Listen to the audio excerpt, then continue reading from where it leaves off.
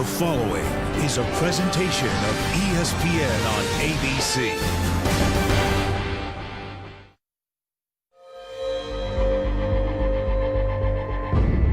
What does it take to be a superhero? You gotta have superhuman speed, strength, senses. You gotta think quick on and off your feet. But with great power comes great responsibility. A superhero is a leader of men. They give hope to entire nations. The hope of reaching heights never before seen and seeing things they never thought possible. Tonight is not good versus evil. Tonight is hero versus hero. Deshaun Watson, the Orange Slash, the seasoned veteran, against Lamar Jackson, the Cardinal Streak, still in the midst of his origin story. Even the setting for this duel has a name taken out of a Marvel comic. Death Valley. When the clock hits zero, only one shall be victorious. It's Louisville versus Clemson, a Saturday night superhero showdown.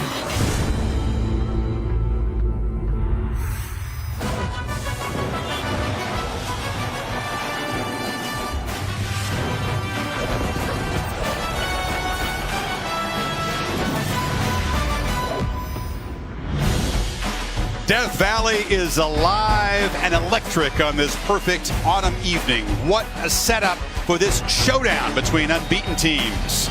Welcome to ESPN's Saturday Night Football on ABC and this presentation of the ACC on ESPN. We have a QB duel in Death Valley.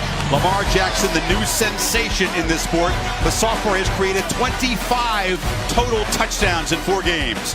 But Deshaun Watson is the steely veteran, determined to get his Clemson offense clicking tonight and silence some of the hype surrounding number 3 Louisville as they come calling against number 5 Clemson, a game with enormous impact on the looming playoff. And welcome to Clemson. Chris Fowler and Kirk Herbstreit, Samantha Ponder, and Tom Rinaldi will join us.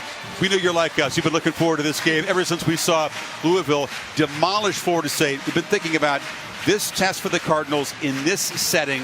Kirk, if they pass it, you've seen the schedule, they are on the inside track for a playoff. Who would have thought that? This is a big opportunity for Louisville. If you think about what they did in the month of September, especially the Florida State game that you and I watched, they go from being, wow, a really good story in September. If you get out of Death Valley on a Saturday night with what's in front of them, they become the story in college football after the first 5 weeks. This is a lot for a young quarterback to handle, but so far, Lamar Jackson's been up to the challenge, literally. He has been amazing to watch because of his rare ability to run and throw. Defenses have tried to plan for him. They've tried to take away his ability to run. It's just much easier said than done because it comes down often to the number of games. You can see right in an example against Syracuse, they only have 7 guys in the box. And if you include the running back, you've got 8 to block those 7. Now you're giving him room to run. And if you let him run downhill, it will be a long night trying to stop him from running. So later in the game, they say, you know what, we cannot let him run the ball. We're going to put one more up to stop him. My problem is, with his ability to throw, now it's one-on-one on the backside. And here's a matchup with a safety against his best receiver, James Quick. So if you're Brent Venables, you've got to mix up coverages. You have to start by taking away his ability to run the ball and realize that you're going to leave your corners on islands. But I think Brent Venables, it's in his DNA. He'll be aggressive, and he'll try to negate and slow down Lamar Jackson from running first. We'll see how it goes. We think Patino's going to be aggressive, too. I think he wants to throw the ball around. That's what Bobby's game plan is. Meanwhile, Deshaun Watson running an offense here that gained 500 yards per game the last 11 games. Hasn't quite met that standard so far this year. Yeah, but I think tonight's a different approach for the philosophy of Clemson and their coaches.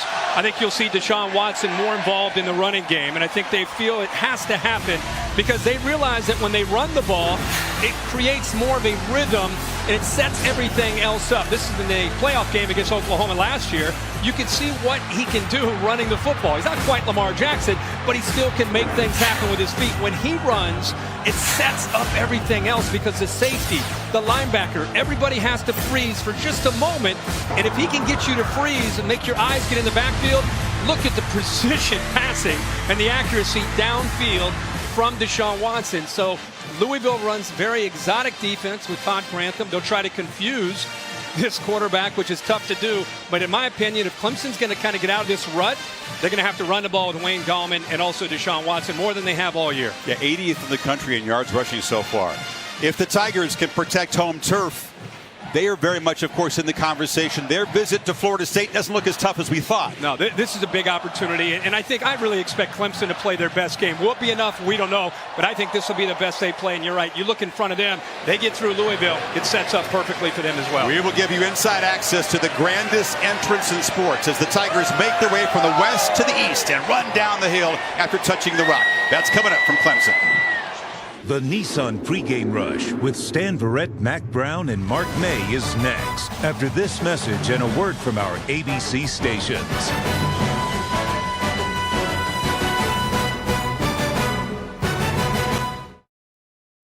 All right, Stan, thank you. Lamar Jackson searching for the focus he will need for his biggest test in college football so far.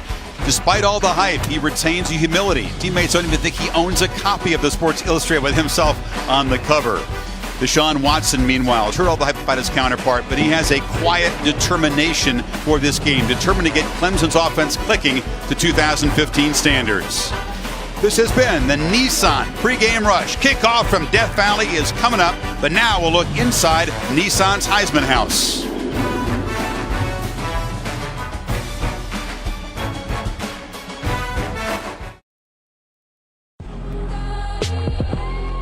For us to set the standard, we have to be the best. Turn the headphones up, or make the windows roll up. I make the hands go up when I show up, and I blow up till I pull up. Wait, hold up. Jackson, look out! He has seized this national stage. Hungry, I just stay humble. I like to win, you know. ambitious. And that's the reason why I play this game. For moments like this, Just hungry.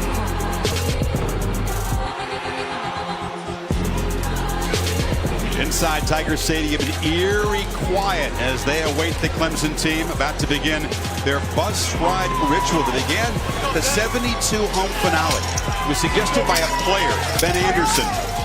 They put the chips in, guaranteeing they are all in for this game. And Kirk, they just got their pep talk. The guys are amped up. Now they get crammed together in buses, fully padded, sweating. It's not for the claustrophobic at this moment. It's very different from any other entrance in college football. Like you said, coach just got done saying, let's go do this, and they're used to it. But then instead of running down the hill from the locker room, they load up on these buses. They go on the west side, go along the north, and then enter from the south. 3 buses. The offense, Dabo Sweeney, that's in number 1 bus. The defense is a louder bus, number 2. The reserves bring up the rear, and this is their destination. This rock that was brought from Death Valley, California, placed atop that hill by Coach Frank Howard. It's been touched by the Tigers for exactly 50 years now. It's been chipped away a couple times. You can see the damage. It's now well protected, and then they'll run down that 26-degree hill. It's steeper than it looks, and make this grand entrance. Sometimes the buses are very quiet, Kurt. The defensive guys tend to be louder than the offense. Sometimes they'll get a beat going in there. Yeah, the offense is thinking about their assignments and execution. Defense is getting sky high. They're getting fired up. One time they knocked a window out. Kind of an over-aggressive headbutt broke the glass. They've been cautioned against doing that. 2 right turns are involved. West and along the north side. Stadium is actually laid out in east-west configuration. When they get ready to make that final right turn, they'll be 50 yards from getting off those buses.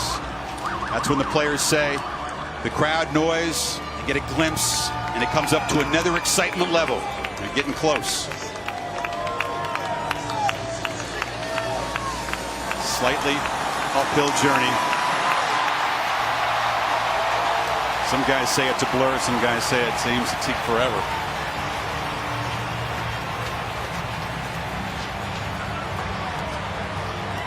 They'll gather at the gates, and then the cannon shot will cue their run down the hill.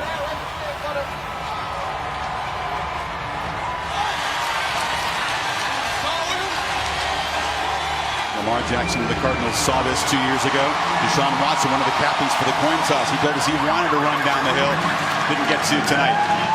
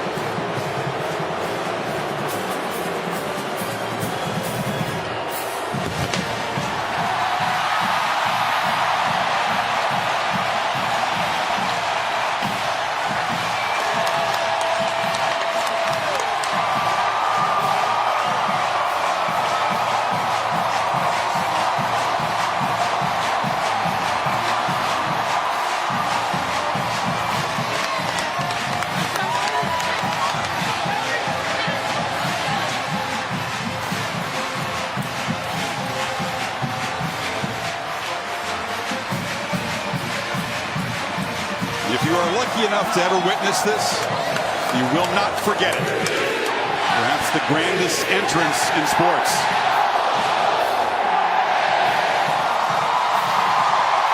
Now, which side will handle the emotion and execute in the showdown game? We've seen it go both ways, Kirk. Games here in the past.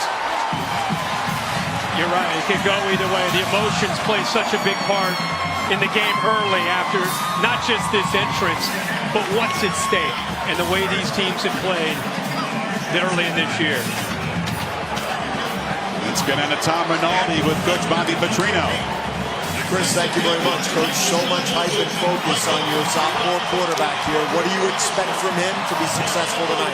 Oh, he's going to come out and play relaxed and just do what he does. Get the ball to his players, mix it around, utilize his ability, go out there and have fun, have a big smile on his face. If you're successful tonight, what will the difference be?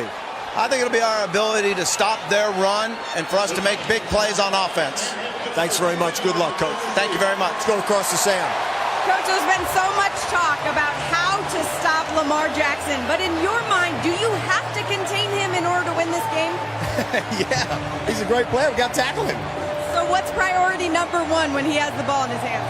Tackle him. Oh, well, that made it really simple. That's all you got to do. It's really not any more complicated than that. We got to tackle. All right, well, then I'll catch up with you about that at halftime, Chris. Yeah, it sounds simple, Samantha, but it's been very difficult to get a hand on number 8. He's so slippery, so speedy and elusive. Deshaun Watson brings more big game experience into this matchup, of course. 48-6. That's the one-loss record for Clemson under Dabo Swinney here.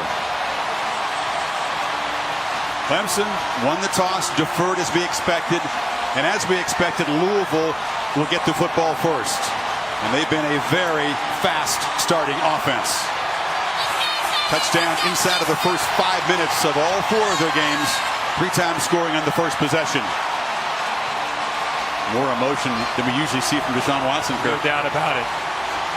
I think he is very, very inspired because of Lamar Jackson and the success that he's had and the attention he's received. Deshaun's still out on the field. Yeah, he's as if this up. crowd needs any more reason to get amped up. He's waving a towel around. As you said, very out of character. You don't see him show very much emotion.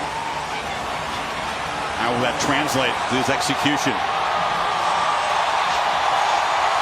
Special teams a problem for Clemson a year ago. They gave up 3 kickoff returns for touchdowns, including one to Drake in the championship game and one to Samuel in last year's narrow win at Louisville. And number 1 is deep.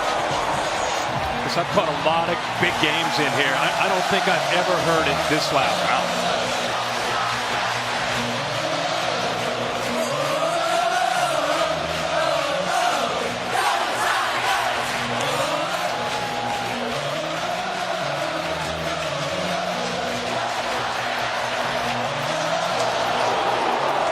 Bugle boots it, and Samuel steps up to take it. Hit hard, short of the 25-yard line. And here comes Lamar Jackson. Play relaxed, says Bobby Petrino. Can he possibly do that tonight? Well, I think it's his personality, and I think that's what we've seen from him these first 4 games. But this is a whole different obstacle tonight in this environment against this defense, and that's why I said he's got to handle the adversity of being on the road. Patience with his running game, because that's what they're geared up to do. And they've got to hit some big plays in the passing game, because the style of defense that Clemson plays, there's going to be a lot of one-on-one opportunities over the top. Brandon Ratcliffe, fine back, 3 straight 100-yard games behind Jackson. And a flag, a false start. This is a team that's gone on the road in the Carrier Dome. It was amped up at Marshall, but that crowd about barely half the size of this one tonight. First play of the game. 83, offense, 5-yard penalty. First play of the game, the tight end, Mickey Crum, with a false start. Remember, they've not had to deal with this. That's why I said adversity for Lamar Jackson. Handle the adversity. That's just not for him. That applies to the entire offense, the entire team.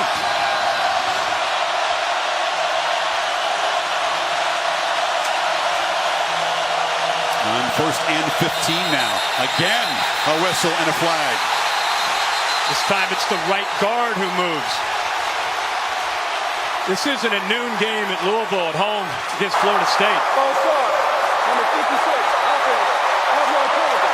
It's interesting. I asked Bobby Petrino this week about the crowd, and they said, you know, we're used to playing in big atmospheres. We're used to dealing with crowd noise. Everything's a hand signal. Everything's a sign from the sideline. We're fine with crowd noise. We practice in it all week. Until you get in it, it's very, very different, especially Lamar Jackson's still a young quarterback. He faces a 1st and 20. They pitch it. It's low. Ratcliffe scoops it up and is knocked down by Kendall Joseph, the middle linebacker, after a short gain. If you're Clemson's defense and Brent Venables, Louisville attack, they do it on the ground and through the air. When they run the ball, there's a lot of option football. And if you're defending Lamar Jackson, you want the ball in the running back's hands when he has that zone read. You don't want him to keep it. You want him to put it in that running back's stomach. Brent Venables, the defensive coordinator. Quite excitable. Reggie Bonifin, the converted quarterback's in the backfield. Jackson instead fires a dart over the middle, incomplete. Trying to get the ball toward his Staples. Good coverage by Tankersley, their best corner. That'll be a great matchup tonight. Tankersley will live on an island. He is one of the top corners in the country. Took a back seat last year to Mackenzie Alexander, who was their top cover man. Left early, plays for the Minnesota Vikings, and Tankersley has taken over. Cardinals have been a great 3rd down offense, but not 3rd and 15 in this kind of environment. Let's see if they decide to rush 3 and drop 8, or they bring the pressure and come after him. Jackson flips it over the head of L.J. Scott, who came out of the backfield. 2 penalties to start the possession, undoes it. Christian Wilkins on the pressure there, Kirk. Yeah, they showed that they were going to bring pressure here, and then ended up dropping right back here. Rush 3, drop 8, make it very, very tough for the young quarterback to have to read 8 defenders in coverage, especially there on 3rd and long. Ray McLeod, who's having a breakthrough year as a receiver, is the punt returner. Mason King, the freshman from Louisville, to boot it away. 3 and out for this prolific offense to begin this showdown. McLeod had some space, but chose to play it safe and make the fair catch, and showed Deshaun Watson and the Tigers will take over at their 41-yard line. A veteran in these kind of atmospheres. He has quarterbacked and engineered a lot of big games over the last 2.5 years.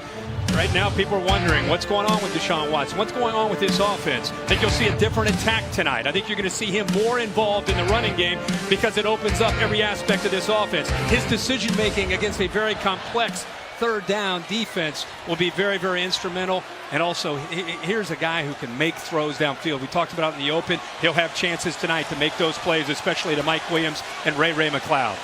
Cardinals defense has been nasty with the pass rush so far this year. McCloud in motion. They hand it, though, to Wayne Gallman. And he breaks the tackle and gets into Louisville territory with a first down. A quiet determination by this guy to finally get going. Yeah, they want to get their running game going because it affects the tempo. They feel that they can go up-tempo, it can affect Clemson in the communication, get them out of position, and they can look for some big plays. 12 yards on the opening carry. Empty backfield again. He likes the quarterback draw on this look. Instead, fires incomplete. He was knocked down as he threw the ball, tried to get it on the sidelines to Mike Williams. They will bring pressure, and it's coming from right here. They see empty. They feel like nobody can pick up pressure. They are a pressuring defense. He got the ball off. He has an internal clock tonight. He wants that ball out of his hands. They've worked on it all week, emphasized it all week. 2.5 seconds or less to get the ball out. Gallman in motion. Watson fakes it to him, rolls out. Tiptoes along the sidelines, picks up about 5. It'll be third down. What's been overlooked here in these first 4 games, so much talk about Lamar Jackson. What gets overlooked is Todd Grantham and the Cardinals defense. They are very, very effective with an unorthodox style. We'll talk more about that later, but they will bring the pressure on third down. Tigers need 5. Watson will look to those play cards and the coaches for his adjustment. So good pre-snap. So hard to fool. Louisville doesn't rush a bunch of guys, and a throw over the middle, almost intercepted. Making a break in the ball was Tremaine Washington. We've got to step up tonight because Shaq Wiggins, their best cover corner, is out. Unbelievable play by Washington. They have confidence. He reads the route perfectly, undercuts the tight end Leggett, and gets that right hand. Almost came up with a heck of an interception there. Great read and great coverage there by the junior. This guy's dangerous, Kirk. He's their other corner, Jair Alexander, the guy who really destroyed Florida State. 69-yard return for a touchdown. Had a later 61-yarder he might have scored if he hadn't cramped up. So Andy Teasdall boots it high, doesn't give Alexander a chance, and they'll knock it dead just short of the goal line.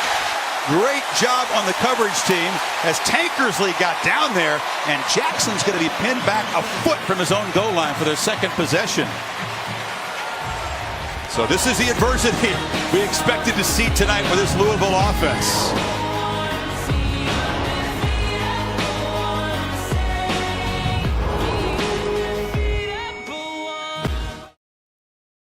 Long look for every play to make sure any part of that ball did not break the plane, the front of that white line. Doesn't matter where Tankersley's feet are. It's all about the football in college football, and they are satisfied the call was correct. And here's the view from the progressive pylon cam. As you said, it's not the foot, it's the ball. The ball is really close to the goal line, and Jackson will throw from the end zone and is batted down. And they have a word with the quarterback. Well, he had an open man there on the blitz. Christian Wilkins, one of the best interior linemen that you'll see. The blitz comes from out here, wide open, and Wilkins playing, he's a defensive tackle, but he's had to play defensive end with the injury to Austin Bryant. Does a great job of timing that up. Great athlete, knocks the ball down. They're right in front of that student section, loudest part of the stadium. 0 for 3 start for Jackson. They hand it off. And the I formation, and busting loose is Jeremy Smith. He's the short yardage back, but makes a huge play out across the 35 before Jadar Johnson drove him out. Watch the block on the left side by Christian. 74 opens it up. A great block by the fullback Atkins. That was well designed and well executed by the left side of that offensive line. And I think big Jeremy Smith was surprised the power back had room to run there. Number 34 got 34. They put him in there because they wanted to hammer for just a yard or two to make it safer. Instead, they get out of jail. This time, Jackson keeps it, and he's dropped in the backfield by that man again. What a start for Wilkins, Kirk. And this is an example of how Clemson wants to attack. You're seeing blitzes from here and here. They're trying to basically collapse the speed and the playmaking ability. See all the orange jerseys? They're attacking from the outside and then trying to get a push from the inside. They do not want to let him outside, and they're doing everything they can by, instead of staying back, they're coming after him. He lost a bunch of weight. He's still 310 playing defensive end with that kind of quickness. On 2nd and 17, they hand it off to Smith inside. It's going to be 3rd and very long. This defensive line, I would argue, is one of the top in the country, and that's with a lot of losses over the last couple years. Think about some of the defensive linemen that they have had, even last year. Kevin Dodd, who's in the NFL playing for the Titans. Of course, Shaq Lawson, who's up in the NFL. Both those guys left early. They've asked Austin Bryant maybe to come in. He got injured. Christian Wilkins, who's a defensive tackle, had to move outside at 310 pounds, and they still have a dominant group across the board. That's a key tonight for Clemson to defend this offense. 2nd, 3rd and long already. It's going to be 3rd and longer. Another false start. And was the guard looked like Hunter. Yeah, Hunter, the left guard. False start. Number 50. We're not even 5 minutes into this game. Not even 4 minutes into this game. And we've had 3 penalties on the offensive line. It tells you how the home crowd can affect a game. This offensive line that manhandled Florida State's defensive front at home. A tough start already, and it's made it very difficult for the quarterback here. And 3rd and long, Jackson dropped again, just cannot escape as Ben Boulware, the loud and aggressive leader of that defense, had the sack. Well, they're going to blitz him. I told you that this is how you attack Lamar Jackson. You have to take away the running game. You get him to 3rd down. Ben Boulware, you bring both your middle linebackers right into the interior. Confusion up front. They're having a hard enough time with a false start, let alone a late, well-disguised blitz from both Boulware and Joseph up the middle. They are coming after the young quarterback tonight. King to boot it away again. A better kick as McLeod backpedals all the way to the 22-yard line. And the Cardinals coverage team down there early. There's a flag near the tackle. Looked like a push in the back there. Gary Patterson is our ACC referee tonight. During the return, legal block in the back.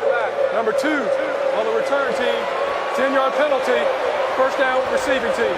In the game, Kirk, with the defenses have flexed so far, that's a big play. A 61-yard punt by Mason King, plus the penalties. So Clemson will not have good field position for possession number 2 for Deshaun Watson and company.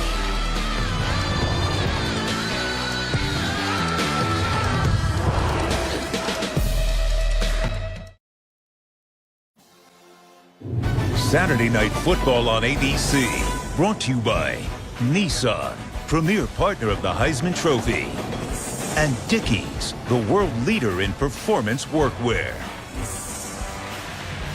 Tigers backed up on their 10, Kirk, as we check tonight's Chick-fil-A impact players. Now for this Clemson offense, we talk a lot about Deshaun Watson. Mike Williams has got to make some plays. He's going to get some one-on-one opportunities. Guillermo in the middle. They've got to be able to run the ball. Keith Kelsey, 55 against the run. And then James Hearns along with Devontae Fields. They'll bring pressure all night when Clemson throws the football. Keeper from Watson cuts it up after faking the pitch and gains about 8 before Drew Bailey stopped him. May seem like a small gain, but the field flipped completely after that punt and the penalty, Chris, that you mentioned. Now Clemson finds themselves backed up, and anytime Deshaun Watson runs the football effectively, that sets up other things in the offense, other play action opportunities. Watson from the pocket, loops it downfield and over the head of a streaking Mike Williams. Mike is the guy that broke his neck running into the goalpost in the opener last year and has been working his way back, but tremendous potential. Yeah, second and short, if there's ever a time to take a shot. We just talked about how important Mike Williams is. He's going to be matched up most of the game against Alexander, who's only 5'11", but he plays physical, and he feels he can run stride for stride with the bigger Mike Williams. But he'll have plenty of opportunities to try to make a play in that passing game, and Alexander will too, to defend him. On third down, Watson, the keeper, cuts it back, and they'll move the sticks. Still awaiting our first completed pass of the game. But Watson, as you suggested, Kirk, running early today. Yeah, I think he'll run 15 to 20 times tonight. When they were really humming last year, he averaged close to 15 to 20 carries in the bigger games. And now they're able to get their tempo going as well.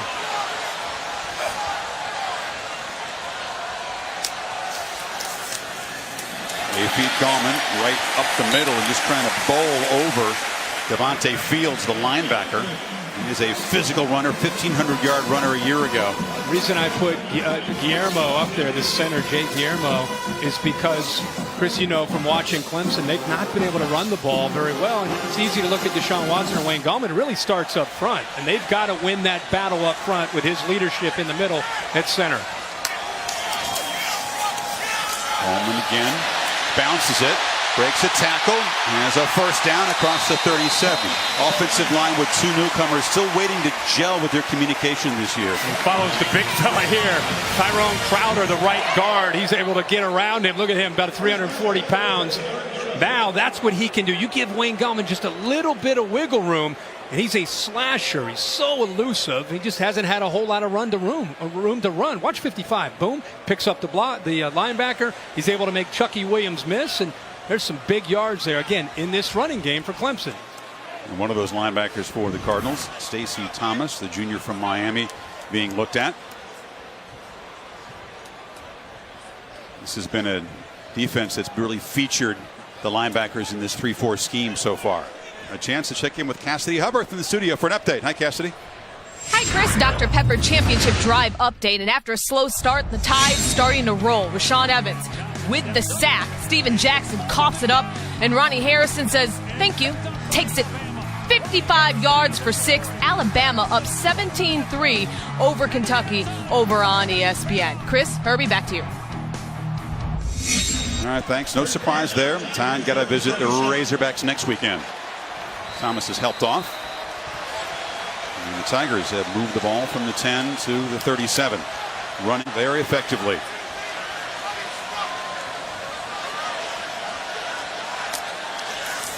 Watson, first completed pass for either guy tonight. It's a very short play to McLeod, who's knocked down by Washington. Gotta love how Louisville attacks defensively. Such confidence in the open field. Seen Tremaine Washington make a couple plays tonight for the Cardinals defense. That time did not hesitate. Recognized the formation. The odds are, the trends show that they're going to throw the ball out there with a blocker in front of him. He closed the gap and made a quick tackle for just a yard gain.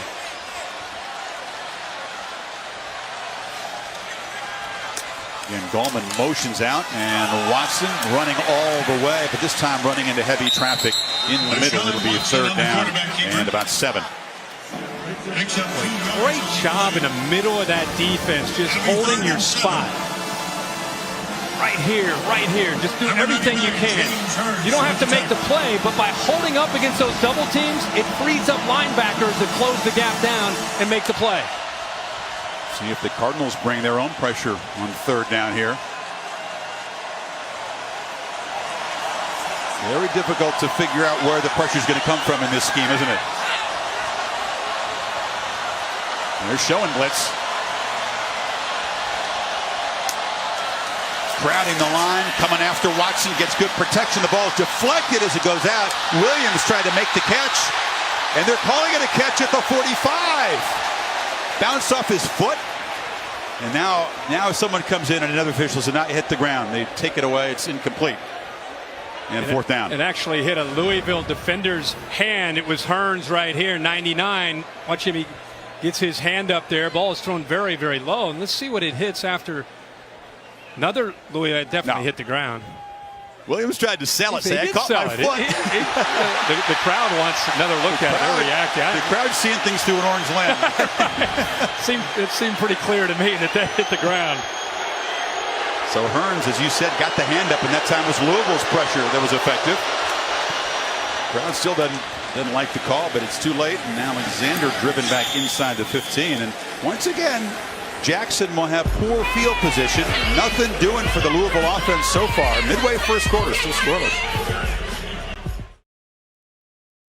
Well, just a couple possessions into this game, and Brent Venables making it very clear he is coming after Lamar Jackson in the speed and the playmaking ability, blitzing from every different angle, showing different looks, coming off from the edges, trying to make sure they contain here. Here's a third down example, disguising the blitz, coming late with their linebackers, unable to pick it up, and really harassing and doing a great job up front and mixing it up so far here early. Jackson rolling out. And a low throw incomplete. Still looking for his first completion, Kirk. He's 0 for 4. He's been sacked once and tackled for a 7-yard loss on a design run. We just talked about the package that showed the pressure. So what is the adjustment from Bobby Petrino? Move the launch point, move him away, get him to the outside, away from all that pressure. He's very comfortable throwing on the run, and that's a little bit of a cat and mouse game going on right now between Petrino calling the plays against Brent Venables here trying to bring the pressure. And Petrino, one of the most respected and feared play callers in college football. Samuel motions into the backfield. Jackson fakes it, keeps it, and is brought down after a short gain by Kendall Joseph. It'll be third down again. The linebackers this week for Clemson have their eyes set on Lamar Jackson in that option running game. They adjust to the running back, but they are looking to stop number 8 first and foremost. After 2 third and really long plays, 3rd and 6 feels a little more manageable for Louisville. Absolutely. Empty with 5 receivers. And the Tigers showing pressure up the middle again. Adjustments on both sides right now. Gotta hurry. Just got it away. From the pocket, Jackson closed down, sacked again.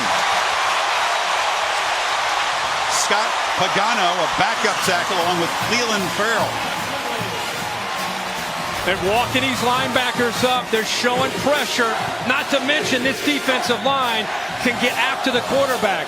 They want to try to affect the eyes by bringing pressure, spying with the linebacker Boulware. They're doing a really good job of not only affecting the quarterback, but also having an impact on that offensive line there on third down. They just tried to grab Pagano coming through. There was no holding call. Yeah. They still couldn't stop him. Right. Another 3 and out for Louisville. And King boots it away. McLeod retreating, and once again, pretty conservative attitude about the punt returns at Clemson. It's kind of been that way for a while. They'll take over at the 31. This beautiful, calm evening, our aerial coverage by Goodyear. Make every drive a touchdown with superior performance from Goodyear Tires. Goodyear, official sponsor of the college football playoffs. How about the end of the Tennessee-Georgia game today? Wasn't it won 3 different times? Twice by Tennessee, once by Georgia. In the 2 Hail Marys in just a few seconds. What a day. Another great day of college football. Crazy finish. North Carolina Florida State. 54-yard field goal, misses an extra point and hits a field goal. Second conference loss for the Seminoles. Adam Choice, a sophomore from Thomasville, Georgia, is in the game as ball is looped near sideline. Williams makes the catch out near midfield. And now they're going to say incomplete. Washington again was battling him with the ball. And Washington does a heck of a job. Boy, he has accepted this responsibility into the boundary. Ball hits the ground and is well defended again by Tremaine Washington. Chris, you talked about Wiggins coming into this game and the fact he's not in. They have to play more of Washington, and so far, boy, he is really playing well. Sweeney feels they missed that pass interference, and Watson again picks his way up the middle and is just bent backwards after a 3-yard gain. Deshaun Watson on the quarterback keeper. He's going to run the ball. It's going to get physical. He knows that. He understands that. He was able to train in the offseason. No knee injury to worry about. Added, what, about 10 pounds of muscle to his lower body? He looks great. You can see a difference as soon as you walk up to him from where he ended the year last year against Alabama to coming into this year. So on 3rd and 6, Choice is the back to the right of Watson. Louisville brings the heat again. And Watson steps up, cannot get away. Wrestled down by James Hearns, the junior from Tallahassee. It'll be 4th down. You're also going to see a good job of disguising. This guy looks like he's coming, but actually he ends up dropping. The pressure ends up coming from over here. So they walk up pressure, and at the last second, they end up showing that, hey, we're not coming to the left. The pressure is actually coming to the right.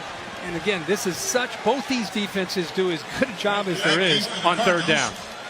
We did hype the quarterback duel, and it may still unfold, but these two are two excellent defensive football teams. These are complete teams, Clemson and Louisville. Not just about the trigger men.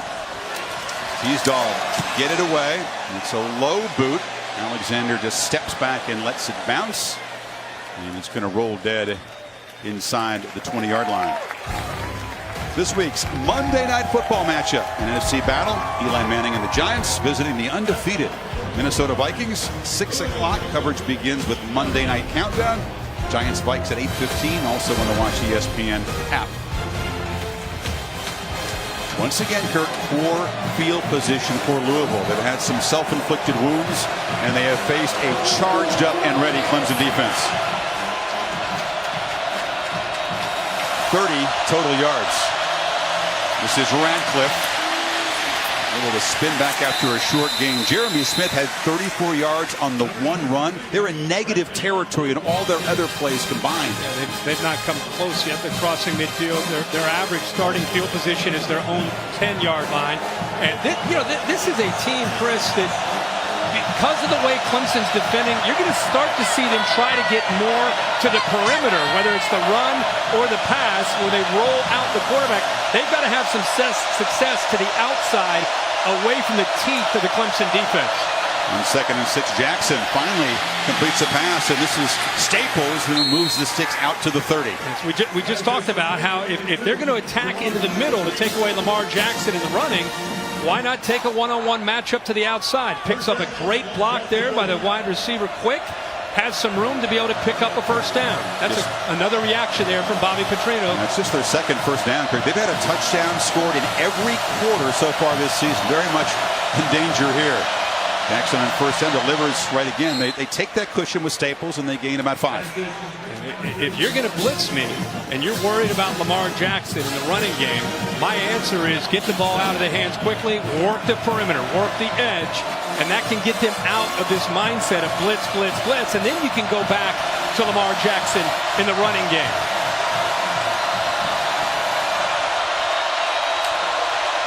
On 2nd and 5. They hand it off to Radcliffe.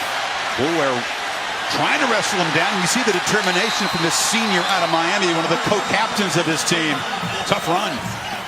You're going to take away the quarterback here on the zone read. Here's a read. They're going to give him a give look right here.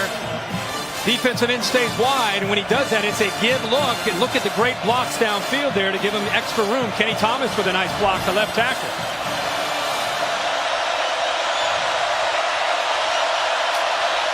Out of the pistol. Jackson keeps it, gets around the edge as the Tigers lost contain that time, Kirk. Yep. All of a sudden you start to make some quick throws to the outside. You run the ball into the middle, and now it's going to open up because the defense starts collapsing. Great adjustment. The blitz is to the inside. Now you get to the outside where they're not setting the edge. It's the first time tonight we've not seen them set that edge, and Lamar Jackson with that quickness is able to make them pay for it. It's a 16-yard run. First time either offense has threatened tonight. Radcliffe. He's a perfect complement to the electric explosiveness of Jackson with his tough running. Low center of gravity, really the leader of this offense from Miami, 5'9", 210 pounds. Captain, been through a lot. He has done a great job this year. He has 3 straight 100-yard games, and as you said, because of that power, it really forces the defense to be aware of him. Final minute of the first quarter, and the Cardinals are marching on 2nd and 5. They test the middle again and push the pile. It'll be 3rd and 2 now. They are forcing him to hand the football off. They'd rather take their chances with Radcliffe with that zone read game than make him pull it and go around the corner. So they're taking the quarterback. He's doing a very, very efficient job. Remember I said at the beginning, one of his keys, patience with the running game. This is exactly patience with the running game right now from Lamar Jackson. L.J. Scott is the back, but Jackson's going to throw on 3rd and down. Takes a shot downfield. Then the catch is made inside the 5 by Cole Hicatini, the tight end. So you're attacking with the running game. You're attacking. Everybody's concerned about it. And all of a sudden, people are out of position. Everybody's up here, and he sneaks behind them for an easy executed play for the quarterback. He's called for it now. He wants it right now. Boulware lucky to get back there and stop him. Well, in the 3rd and 2 play, they get 28 yards and 15 minutes dominated by defense until the last couple of minutes. And the Cardinals have moved it 81 yards, knocking on the door. End of 1 here in Clemson. Back after this message and a word from your local ABC station.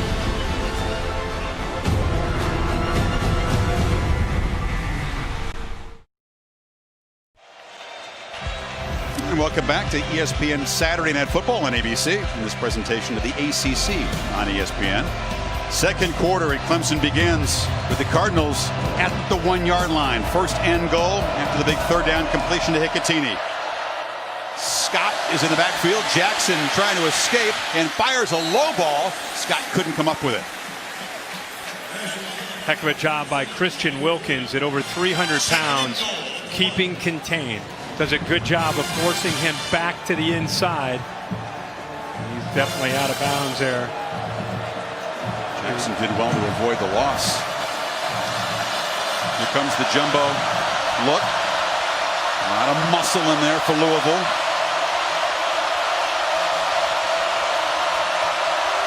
It's Smith. Nowhere to run. Bounces. Doesn't even get back to the line of scrimmage. It'll be 3rd and goal.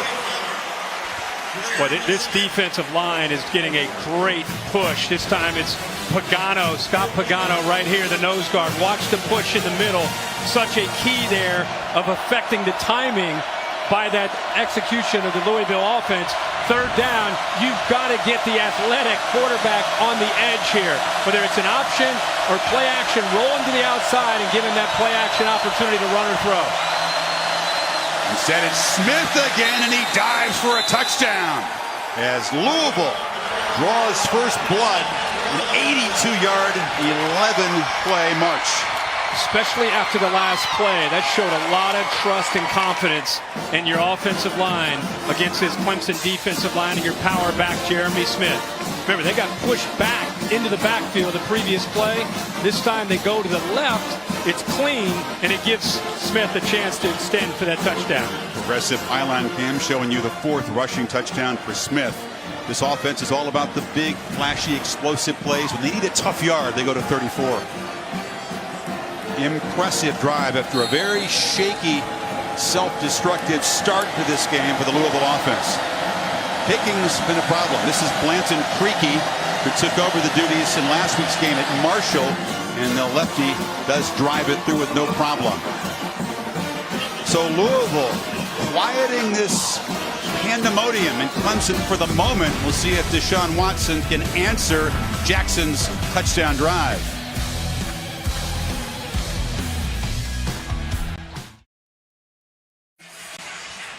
Well, tomorrow morning, 10 a.m. on ESPN, NFL Insiders Sunday edition. All the news, stuff you need for your fantasy team. Then 11 o'clock, the new Sunday NFL Countdown. Chris Berman, Trent Dilfer, Charles Woodson, Matt Hasselbeck, and Randy Moss take you right up to kickoff.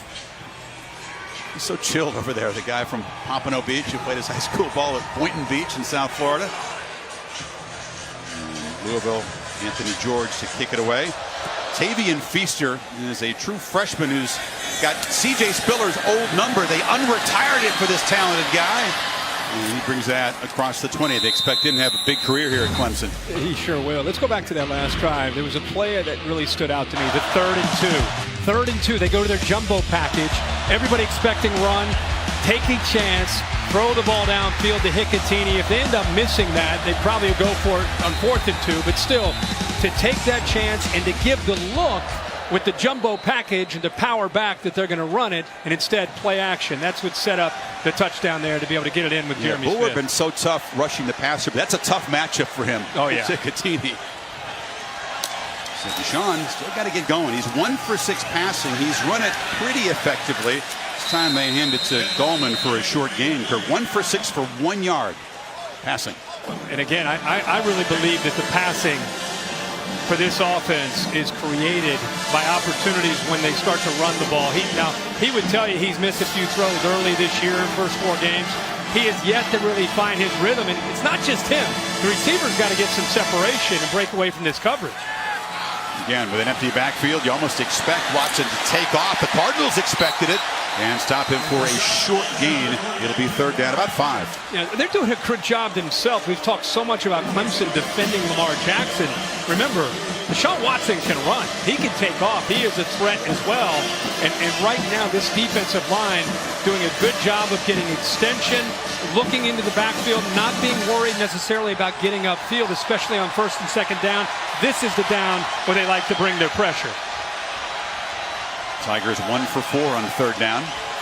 It's been a nightmare against the Cardinals the last 2 years on 3rd down. Figure out who's coming right now.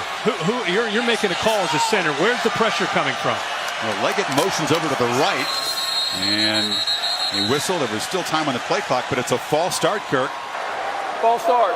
Number 34, offense, 5-yard penalty, 3rd down. Ray McLeod, the receiver at the top of the screen, did that a little bit anxious, but that's what makes Louisville so tough in their 3-4 scheme.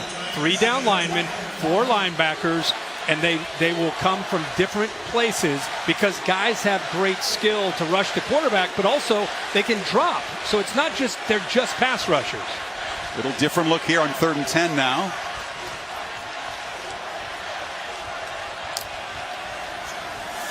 They bring 5. Watson gets it away. Leggett over the middle. A nice dart for Deshaun. His first real positive pass play, moves the ball to the 45. See, they show pressure, and then they're going to bail, and then the pressure ends up coming late. But what happens is, because they're turned and running, it opens up a crease. Gain 24. Crank up the tempo. Williams breaks a tackle and scoots to the 40 of Louisville. And here comes a flag. They'll tack on 15 more for a hit out of bounds. How about the yards after the catch by Mike Williams?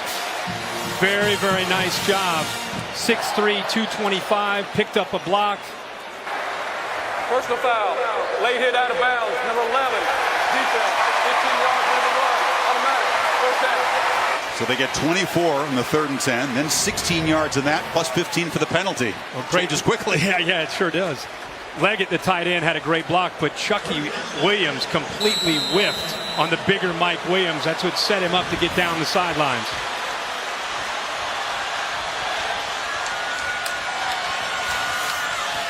Watson thought about flipping it to McLeod, now throws it short, and Travion Thompson, the sophomore, takes a loss after the catches. Cannon got him. This secondary from Louisville is as instinctive a group that you'll see. They played a lot of football. Cannon's a backup. When they get into a nickel or dime, 5 or 6 defensive backs, he gets a chance to get out there and play. But so far, we're asking what's wrong with Deshaun Watson in the passing game. Again, has everything to do with the pass rush and the coverage. Hand it off inside to Gallman, and he breaks a tackle. Wayne Gallman still barreling for a 1st down inside the 15.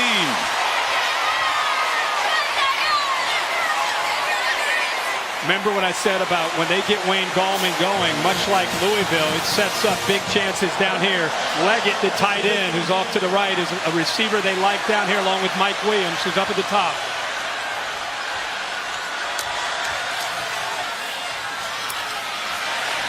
Flipped across the middle and intercepted. Intercepted by Jair Alexander as Watson made a tough decision down there near the goal line. I just said run the ball, and then where's Mike Williams? Louisville's looking at the same scouting report that we're looking at. They have confidence in Alexander to make this play, but watch the location of the football.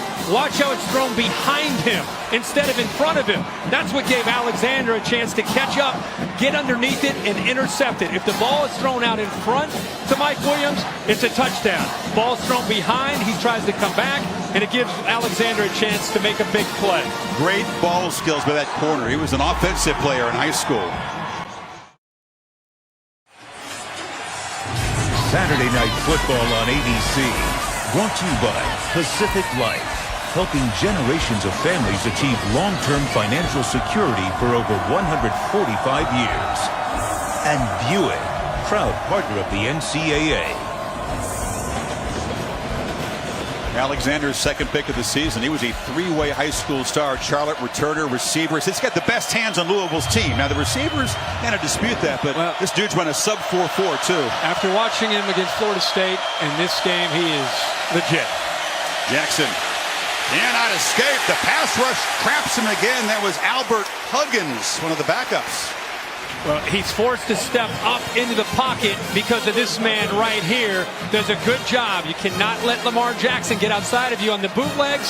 Forces him back inside. Contain, contain, contain. Force him back to the rest of the defense. That prevents him potentially doing what he did to Florida State when he was running free. It's more sacks on Jackson tonight than he had been trapped the entire season coming in. Steps up. Nope. Cannot escape again. Well, he's still alive somehow, and now we'll just flip it away to the bench. Did well to avoid a fourth sack. Kendall Josephs. Oh, I had him. And actually, they picked up a blitz. This is a blitz that got him earlier where they brought linebacker pressure right up the middle. They brought Kendall Joseph and Ben Boulware, who was picked up nicely, but the secondary does their job in coverage. He was fortunate to get away from that pressure that time, but good coverage by the Tigers downfield. Yet another third and very long for Louisville. They need 17. Jackson, again, has to just take off and will not outrun a whole bunch of Tigers. There's a flag down. It was on the edge where the back, L.J. Scott, was going out for a route. Tigers think it's on Louisville.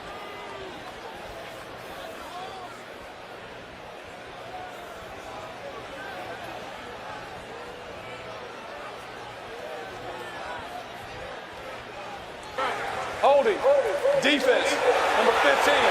10-yard penalty. He added on to the run. Third down. You got Corin Wiggins. The receiver that he's covering really was not going to be a factor in the play, but he grabbed onto his jersey. The official was all over that. Caught him. Big third down, and the Louisville Cardinals offense catch a break and get the first down. You can see it's third down. They move it, not automatic. They just need 2 yards, though, instead of 17. It's a lot more manageable.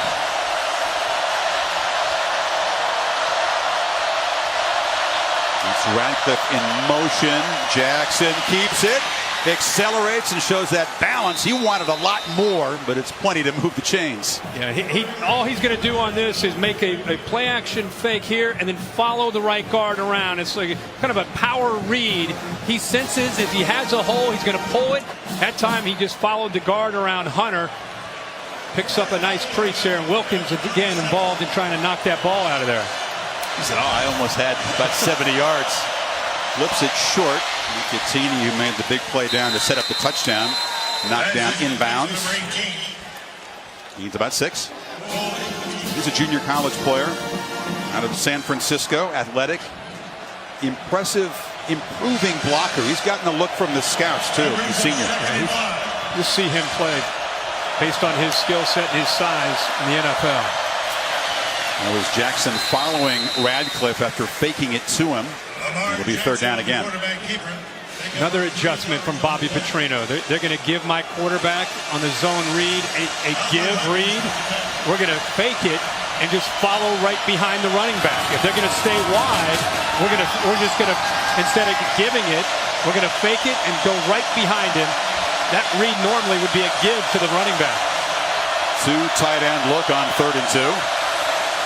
Jackson backpedals, flips it for a screen, and a diving catch is made for a first down again. That's Hicatini working on Boulware. They've found a matchup there, haven't they? Well, Hicatini's a matchup nightmare for anybody because he has the speed to be able to run away from linebackers and the size to be difficult for safeties. That's why he's going to play on Sundays. He's been battling through some some injuries. You can see he's getting closer to getting to 100%, but a nice job by Lamar Jackson baiting them because of how fast he is. They get him out of position, and they go back the other way against the fast-flowing defense. Oh, Jackson wasn't expecting the snap there. It's loose. A scramble for the football. Clemson's got it. Boulware recovered it. As a miscommunication between center and quarterback.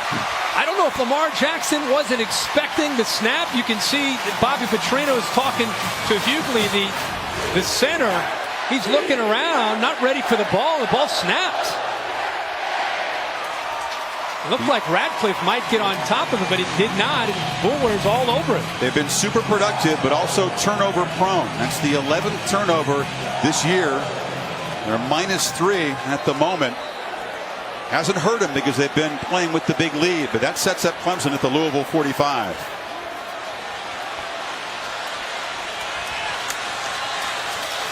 Take it to Gallman, flip it near side to Artavis Scott, and Scott gets some nice blocking on the edge in a big game.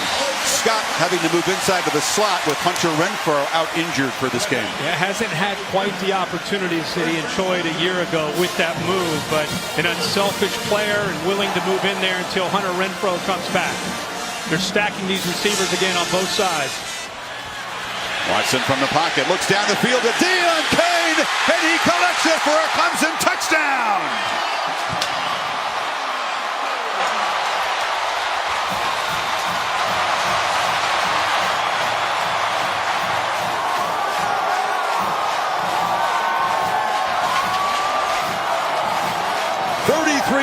For the talented sophomore who had a troubled end to last season, suspended and sent home before the playoffs. He's had some drops so far this year, but he worked wide open and made no mistake that time. Boy, how about, he's been through a lot. He's the first month of this season. That time, he's just making extra sure that he held on to the ball. High snap. Good job there by Seth Ryan, son of Rex Ryan. They put the ball down so Hugo could knock it through. They take advantage of the turnover here. They're actually going to attack off to the left. What you see is Leggett striking right down the middle. It's going to attract this defensive back, and because of that, now he goes downfield and makes the throw, and a good job by Cain. But they got the secondary out of position. Washington, Deon Cain's been waiting a long time to have an impact on a football game, and he just did in tying it up. Cell phones lighting up Death Valley here as the Tigers have cashed in a Louisville fumble. A 2-play, 45-yard touchdown drive. Watson to Cain, Hugo to kick it away. And you see how Louisville offense responds to that miscue, which really changed the course of this first half. You don't really expect Tobias Hughley, their veteran center, to make a mistake like that. Ready for our Affleck trivia question?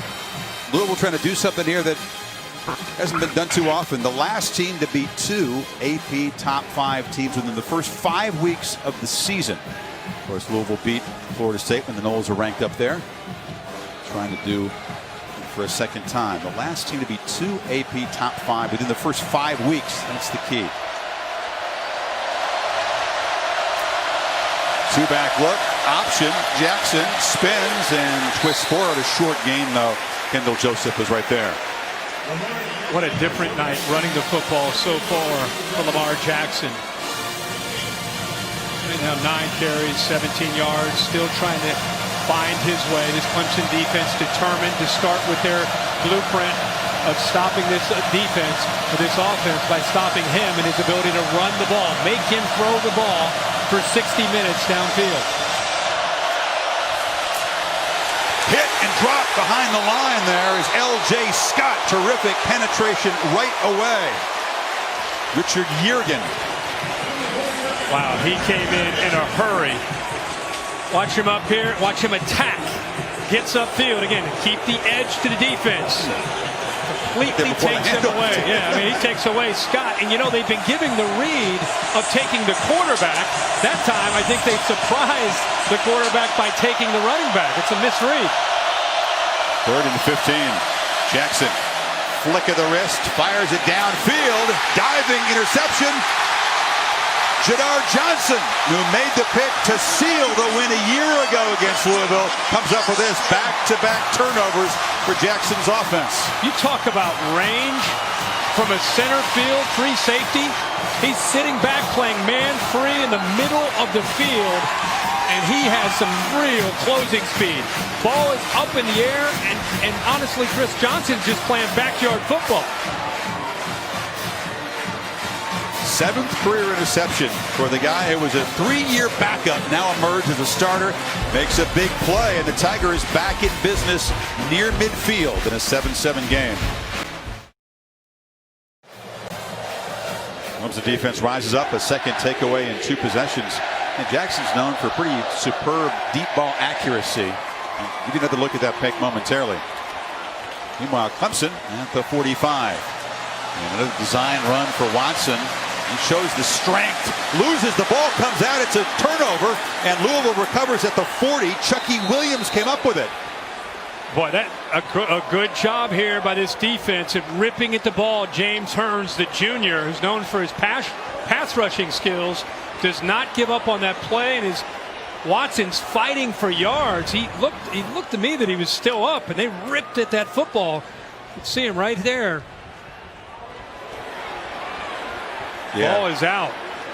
Ball is out. Hand hit, but not the elbow. You're right. The hands down, but the elbow is not. Hearns very, very aware to pull at the football to try to bring it out. That's the 3rd time this season already that Hearns has forced a fumble. He's one of the guys that tormented the Seminoles in that beatdown.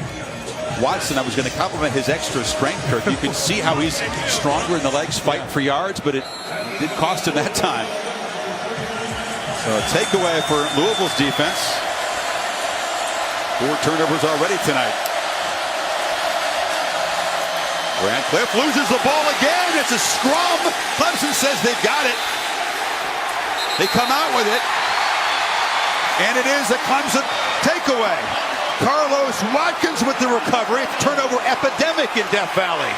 I think this was a backhanded effort by this Clemson defensive line. They're slanting and angling right there. He smacked at the football. I think he also ended up coming up with it. Watch his hand come in from Watkins. Actually hits his own man. His own man, McNeil, trying to make a block on Watkins, and then Watkins able to jump on top of it. Back turnovers. And it's a Clemson ball again. Inside the Louisville 40. Watson on the play action fake. Takes a shot downfield.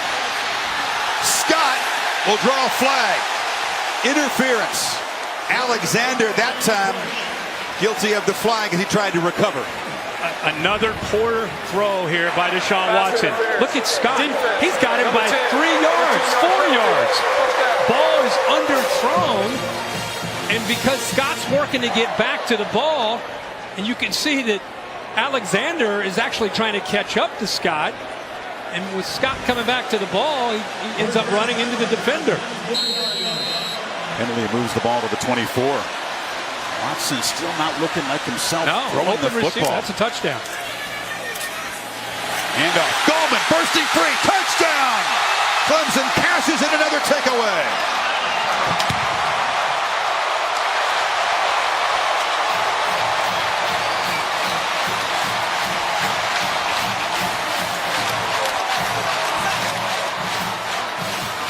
Get the feeling tonight, if Louisville's going to turn it over, it's going to be very costly, and has been again. 24 yards on the run for Gallman. His 4th rushing touchdown this year. He wasn't smiling yesterday when we met with the players, was he? No. He's been waiting to explode. Yeah, absolutely. And the Cardinals face a deficit for the first time this season. Guillermo, who is one of our guys we talked about, in the middle of the line, 57. Watch his block. Helps chip, gets up to the linebacker. The safeties actually split. You kind of waited for them to get involved, but unable to do that. And Wayne Gallman finally, Chris, gets into the end zone for the Tigers lead. The joint is jumping as Louisville jumped to a 7-0 lead. The Clemson's capitalized on 2 takeaways to build a 14-7 lead midway 2nd quarter.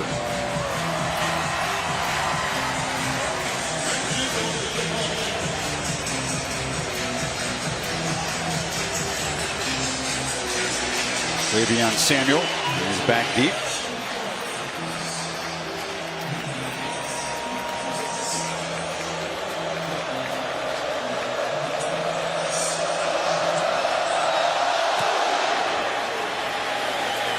And he'll be driven deep into the end zone. Now, this offensive line's been somewhat maligned here in this first month. Why can't they run the ball? Watch Jay Guillermo, the center, chips on Bailey, gets up to Thomas, sets up a nice crease, and you can see, you give Wayne Gallman just a little bit of room to run, he can get to the end zone in a hurry.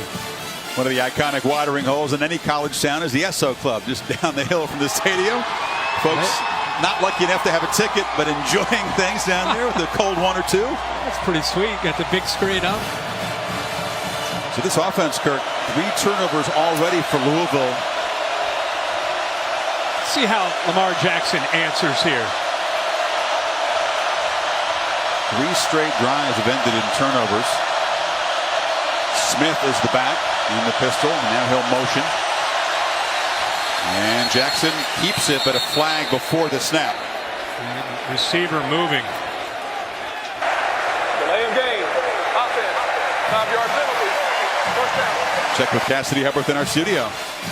Thanks, Chris. Taco Bell studio update. Another exciting finish. Number 18 Utah trailing Cal, but with a chance to win at the 1 with 3 seconds to go, stuffed at the goal line. They had 7 plays from inside the 10 on their final series and couldn't convert. Cal hands the Utes the first loss of the season.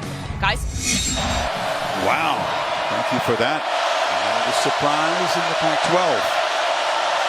Once again, Kirk, they're behind the chains. These self-inflicted wounds for Louisville. On 1st and 15, they hand it off and straight ahead. Some tough running to get 10 of the yards back there by Smith.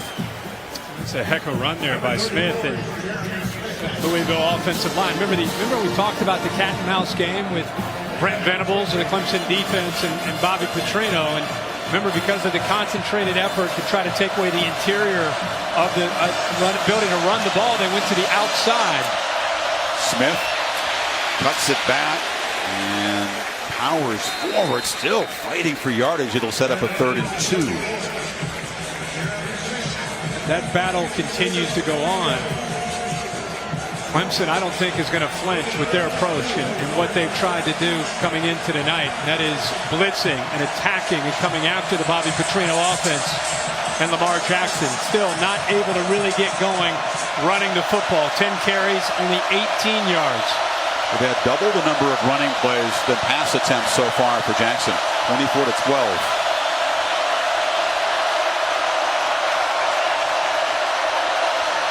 On 3rd and 2.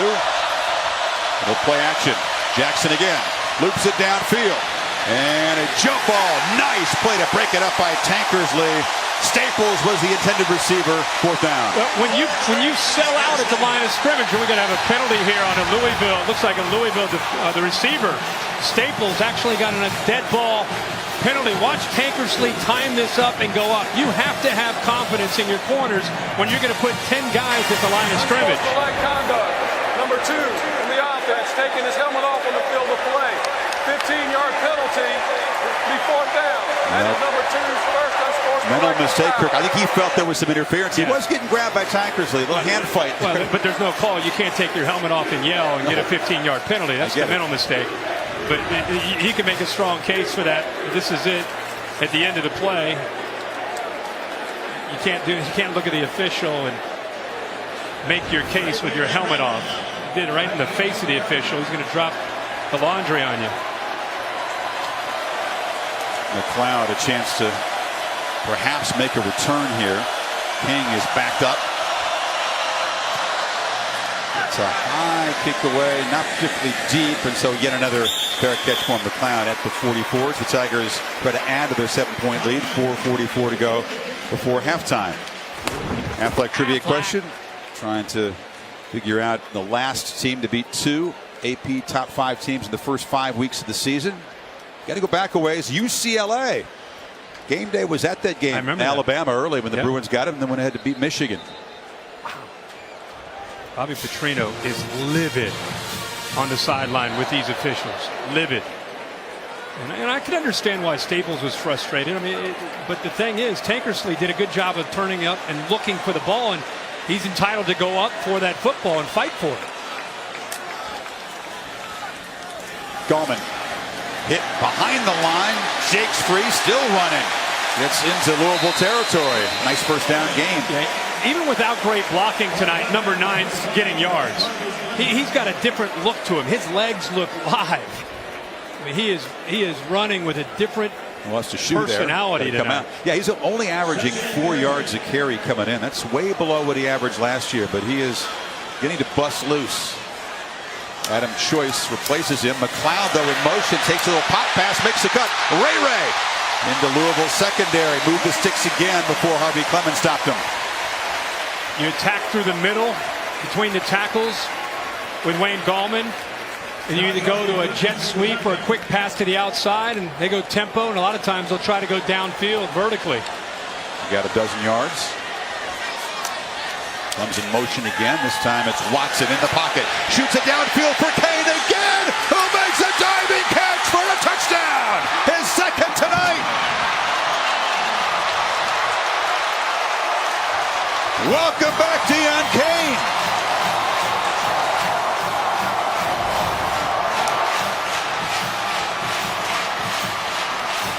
Great, good for Deon Kane. Guy that was sent home from the national championship game. Failed a drug test. Dabo didn't flinch, sent him home, didn't go through spring ball. Has been off to a slow start this year, coming back to this team. Has had a bunch of drops in the first 4 games. Incredibly talented 5-star recruit out of the Tampa area. What did Tony Elliott say? You got to find your mojo. You got to get your mojo back and just have fun, play ball. Yeah, tonight he's pretty fun tonight so far. Remember, just run the ball into the middle. Run the jet sweep to get the defense's attention to the outside. You come back with a play action, one-on-one, and exactly how you see Clemson attack a year ago. That's the recipe. Run the ball, quick look to the outside, get your eyes affected, and then get behind the coverage. They did it exactly the way you're used to seeing this offense when they're humming. And that's a nice job by Watson throwing the ball in front of him for the touchdown. Load up the bow and shoot the arrow. Both of them have connected with Kane tonight for his 2 touchdowns. And suddenly, Louisville, which hadn't trailed in any game coming into this one, finds himself down by 14 points with 3:47 to work with before halftime to chip away, because the Tigers would get the football to begin the second half. Deferred the coin toss. They won the toss and deferred. So Louisville with 3:47 remaining, with the crowd back into the game. This is an important drive for them, with the Tigers getting the ball to start the second half. Louisville have not had less than 177 total yards in any first quarter this year. Samuel's going to try. And he is knocked down. Excellent job so far by the coverage teams for Clemson. Dorian or Daniel, one of the starting linebackers, was down there to make the hit. Aerial coverage brought to you by Goodyear. Long drives demand superior performance on the road. Goodyear, official sponsor of the college football playoff. So we just talked about how important this drive is. The last 3 times they've had the ball, 6 plays, 7 yards, 2 turnovers. And again, poor field position. That's been another feature of this first half. Jackson from the pocket delivers. Catch made by James Quick. First time the top receiver in this team has made a catch. Johnson in coverage. He finds the matchup that he likes. Soft coverage. Able to find, as you said, his explosive receiver that time. With that cushion, just get underneath it. They need any positive yards and picking up a first down to get this drive going.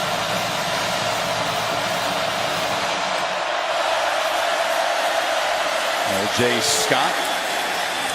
Not much room in the middle there, but they do move the sticks for a first down. Cardinals with all 3 timeouts to use. A lot of people still wonder about Lamar Jackson consistently throwing the football. We've seen it. We've seen what he can do, but against a better competition, can his group of receivers and can he make the throws when he has to downfield under duress, the way the Tigers are coming after him? As you said, Venables wanted to make that point proven tonight. There he is scrambling, flips it underneath, and the catch is made by Scott. He's knocked out of bounds. Clock will not stop with 2:48 to go. First time we've seen the big fella tonight, or at least called his name, Dexter Lawrence. 5-star recruit out of North Carolina, 6'5", 340 pounds. Well, how do you find a true freshman with that kind of size and strength and quickness? I mean, how rare that is to start at that position, right? Unbelievable. Second leading tackler of the team coming in. Jackson over the middle. Again, a completion made. He's been the main weapon tonight. Hicatini, that's another first down. Hicatini is doing a good job, whether it's man-to-man or zone. He has such a feel when they play zone, is sitting in there between the linebackers, and you can tell how confident Lamar Jackson is when he gets back and he looks to throw the ball to number 18. I think he's become his security blanket this year, throwing the football. From the pocket, Jackson fires. Deflected right off the hands of Staples, and Johnson was in the neighborhood trying for his second pick. The ball's thrown right, hit him right in the face mask. That ball is thrown right on the money, and that is a first down if he's able to hold on to that across midfield. Instead, it goes right through his hands.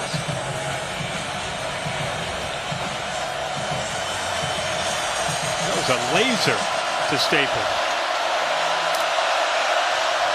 Tigers bring some pressure. Jackson picks it up, works down the field, and in coverage there, Quick got tangled up with Ryan Carter, and a flag comes out.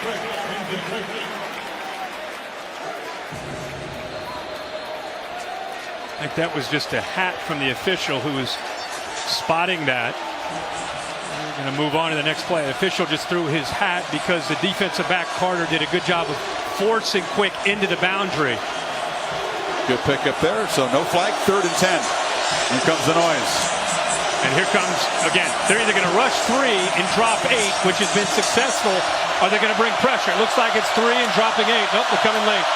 Jackson takes off, sidesteps a man, shows that incredible elusiveness, and picks up a crucial first down on 3rd and 10. The spot is very close. I have to measure. Thought he had dove across that line. Now they're going to spot it back, and they'll bring out the chains. When he dove, let's take another look at where he went down there. When he dove, the ball looked like it may have come a little bit short. How about how elusive he is here? Watch this thing. I mean, that is incredible.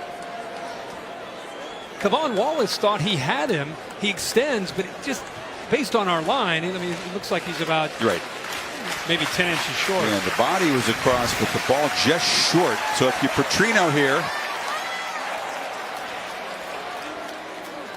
get that chain pulled taut. Yeah. Good for him for that effort. Just by an inch, it is a first down. And so the drive continues. Minute 51 before halftime. Good for him for that effort. Still the 3 timeouts, minute 51. Really no sense of urgency, Chris, for these guys because they move so quickly anyway. Minute 51, 3 timeouts, already across midfield. Now it's just about execution. BMW halftime report. Stan, Mac, and Mark coming up. How many defenders have felt that feeling in the career, high school, and college of Jackson? He kind of makes you look foolish sometimes. Yeah, Wallace is not alone. On first down, Jackson fires complete, quick, weaving into the secondary, knocked down at the 23, and now Louisville's in business. We're starting this late penalty here as well, but there's a big void there between those linebackers that these receivers and tight ends are starting to set up camp. Another frustrated look from Bobby Petrino. After the play, personal foul, unnecessary roughness, number 9 on the offense. It's still 15 yards. That's Jalen Smith, another receiver down there, and some serious mental mistakes by this Louisville team in the first half. Bobby Petrino probably a combination of being frustrated with the officials. That's a big play. You can go with momentum. This is, see the receiver Jalen Smith coming in here a little bit late. The ball is, he's already been tackled. Comes in late, gets caught up with Ben Boulware. So they get back 15 yards of a 25-yard gain. Now they flip it out in the flat there, and Scott dances down the sideline, gets inside the 30, before driven out by Van Smith. The backs are an important part of the passing game. They'll use 3 different running backs as receivers. Number 90 on the defense, 15-yard near the run, automatic. Now they got Dexter Lawrence, the freshman, with a personal foul. A chippy second quarter here. Well, he body slammed Lamar Jackson. Ben Boulware and Dexter Lawrence, after he threw it, trying to send a message to Lamar Jackson, but he had already thrown the football. The official all over this. He could have got Bullware. Yeah, watch Bullware, and then right here the extension right there. That is a no-brainer. And you know, we've seen mistakes and emotions flying from both sides here. This is a big drive, by the way, in this football game. First down at the 14. Jackson keeps it and shows the deceptive strength that he has. It's easy to focus on the speed and shiftiness. For a wiry guy, he's pretty strong. He sure is. And he's not afraid to get into that pile and lower his shoulder. He's hot right now. The referee trying to push him away as Jackson was frustrated. For him to react like that, something's going on at the bottom of the pile. Not for the first time. I think that's Ben Bullware doing something. Ben Bullware may have grabbed his face mask. He is hot. For him to react like that, he's got to keep his cool. Got to keep his cool. Everybody's looking to him for the defense answers. Wants to achieve by doing that, right? Yeah. And Ben Bullware, a middle linebacker, scrappy, tough guy, leader of the defense. You get the bottom of a pile, and defenders have been known to do things. Right there, you can see Ben Bullware's got him around the neck, grabbing him. Who knows if he's getting underneath his face mask. But for Lamar Jackson to react like that, something's going on. To Tom Rinaldi down on the sideline. Absolutely. He is so hot right now. He is shouting that someone grabbed his neck under that pile. Grabbing my neck. They grabbed my neck is what he shouted. He's got the helmet off, as you can see. He's been remarkably composed, guys, throughout all the different frustrations and mistakes. Every time he's come to the sideline, there's a new sign because he's claiming that he was grabbed in that pile. And Tommy, here's a great look at Ben Bullware has him. The whistle's blown. I mean, by the way, he is squeezing with all his might there, and that's why Lamar Jackson should have reacted the way he did. But again, the defense's job is to get under the quarterback's skin if they can. Great job on calling the timeout. Just let everybody calm down, especially number 8. Jackson still got the ball, and Bullware's got him this time and wrestles him down. It's a 1-yard loss. You know, he did this a couple of times against Florida State. He misread this. He misread this read right here. He's got to be able to give this instead of keeping that. If he gives that, that's probably a touchdown. And Bullware playing his role. He is fired up. He's in the face of everybody. Teammates, opponents. And he can get into the head of the quarterback. He knows how competitive he is. Now that he's mad, he wants to make plays for himself. Final minute, 3rd and 5. Jackson escapes again. Lost it to the end zone. Jump ball incomplete. Hicatini was the intended receiver. Tankersley was all over him. That's not a linebacker or corner on him. They have to make that adjustment. The ball is just thrown up. Look at it. Look at the grabbing right there. That's what the Louisville sidelines is frustrated. It wasn't the end of the play when they go up like this. It was before where he was grabbing him and holding on to the jersey. The left arm got around the body, so no call. And here is Blanton Creaky, the kicker. This has been a little bit of a shaky situation for Louisville. Again, it hasn't really cost him in these big blowouts. A 26-yard attempt to cut the lead to 11.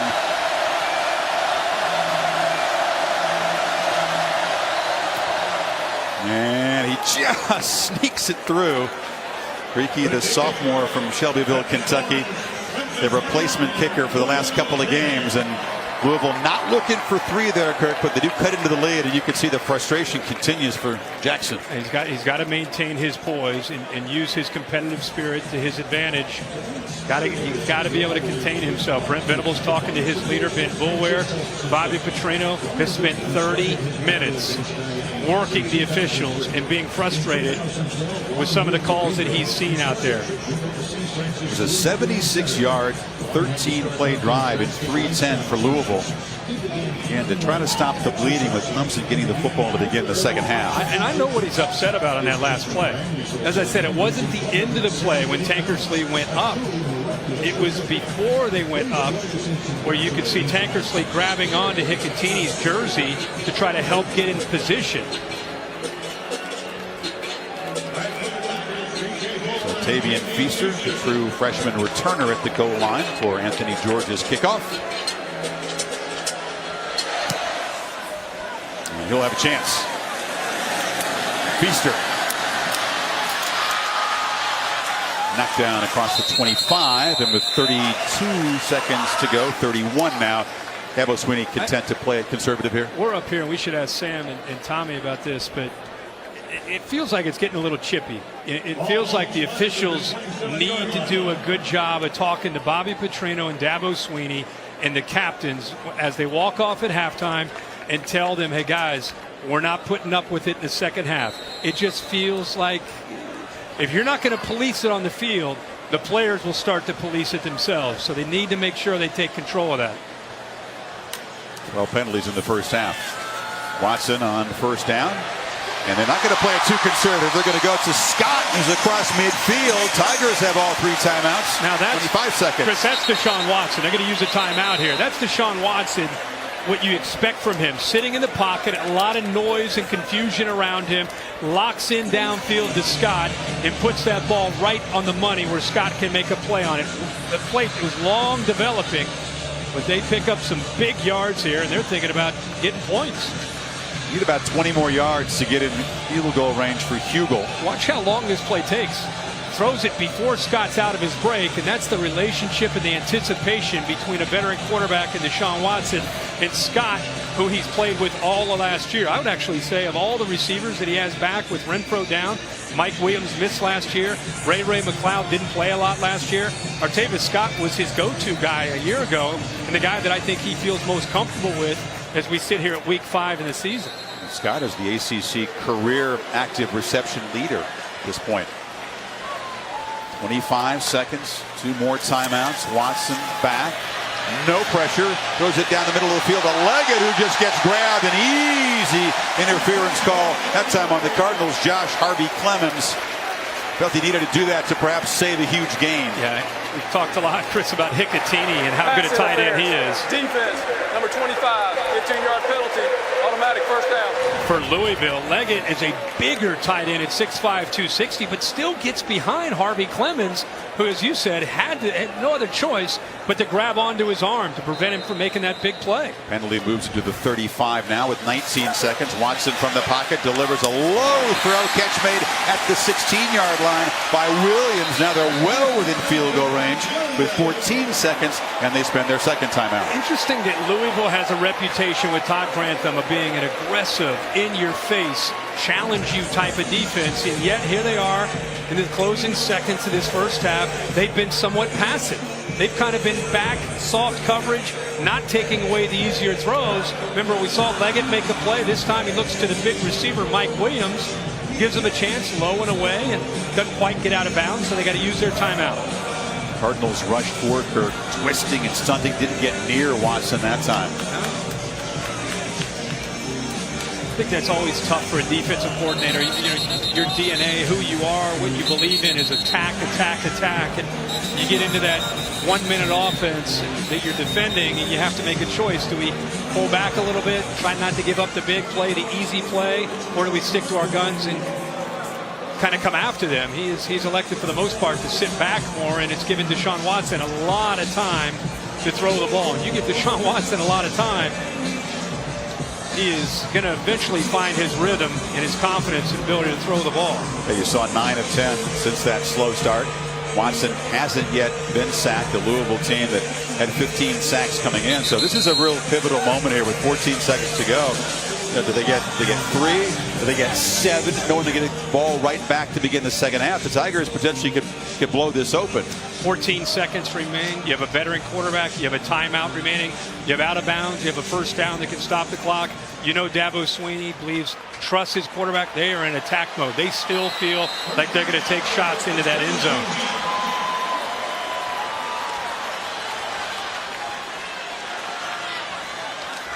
They've got coverage back here over top of Mike Williams, try to take him away.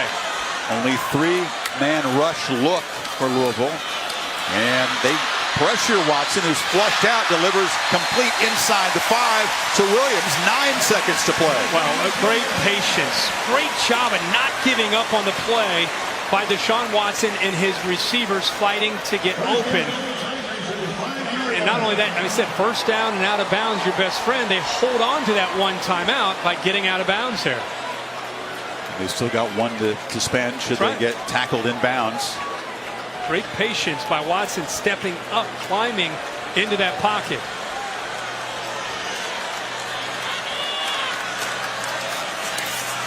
On First and goal. Watson fires high.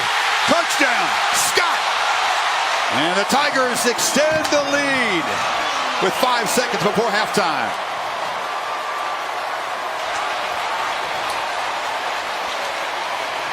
What a drive. 73 yards. Just 32 seconds. Well, that is incredible. Incredible effort. And think about this, the emotion of that first half. Louisville cut it to 21-10. They're thinking that they got a chance. We got points. It's going at halftime. Regroup, get ready to go. And Clemson says, no.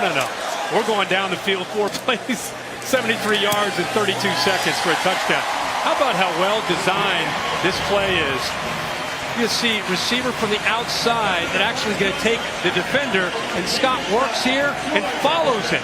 He actually trails him. See the receiver right here? He's going to occupy the defenders, and that will open it up behind for Scott. And the timing, not hesitating, getting that ball out before 11, D. Smith, the safety, could come over and dislodge the football. Perfectly executed and well designed there by Tony Elliott and Jeff Scott, the co-offensive coordinator. And again, Artavis Scott, who's had a changing role now with Renfro out, makes his first touchdown reception of the season. And the Tigers with a 28-point second quarter. 3 touchdowns within 4:01. And then that touchdown to cap it, and Devo's fired up. That's great. That was a great picture there. A lot of pressure when you go to a national championship game and you battle the way they did against Alabama, and you return Deshaun Watson, and this offense is going to score 40 or 50 every game. I think they were pressing early. I think they needed a game like this to just be able to turn it loose and play and just be aggressive and have fun. Now a little spooch kick along the ground there, and the Cardinals recovered at the 40 with just 3 seconds to go.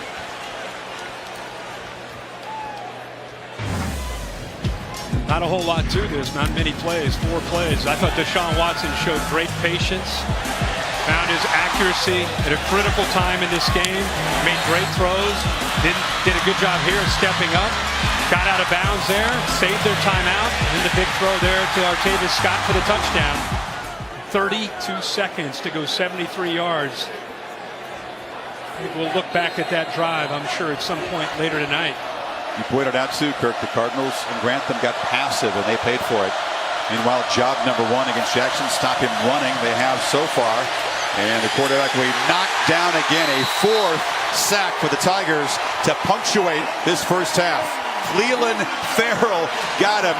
And the Tigers, after hearing all the hype about this high-powered offense coming into their house, have made a strong second quarter statement. They will take an 18-point lead as we take it to Tom Rinaldi with Petrino. Thank you very much, Chris. Bobby, how would you assess your team's composure in that first half? Yeah, we got to get our poise back. You know, there's a lot of stuff going out there on the field, not going our way. We got to just calm down, get our poise back, and go out and play. We can't turn the ball over. Thank you very much. Sam. Well, Coach, 28 points in the second quarter. So to you, what was the difference in your offense between the first and the second? Well, we were running the ball well. I think we had 1 pass completion in the first quarter. I don't know if we've ever had 1 pass completion in the first quarter. But we just missed on a couple plays, turned it over. But, hey, they've just hung in there. Defense is playing great. We've met turnovers. We've gotten them back. I think we might be +1. I don't know. But we're right there. But bottom line is we're throwing and catching, and we're running the football. And that opens everything else up. Really proud of how we're playing up front on both sides. Thanks, Coach. Chris, back to you. Yeah, they are +1 in turnovers. They were a combined 5, a whole bunch of penalties, as Petrino said. A lot of stuff going on out there, that's for sure. Meanwhile, Jackson, a little smile there. Got a big hole to dig out of. The BMW halftime report right after these messages.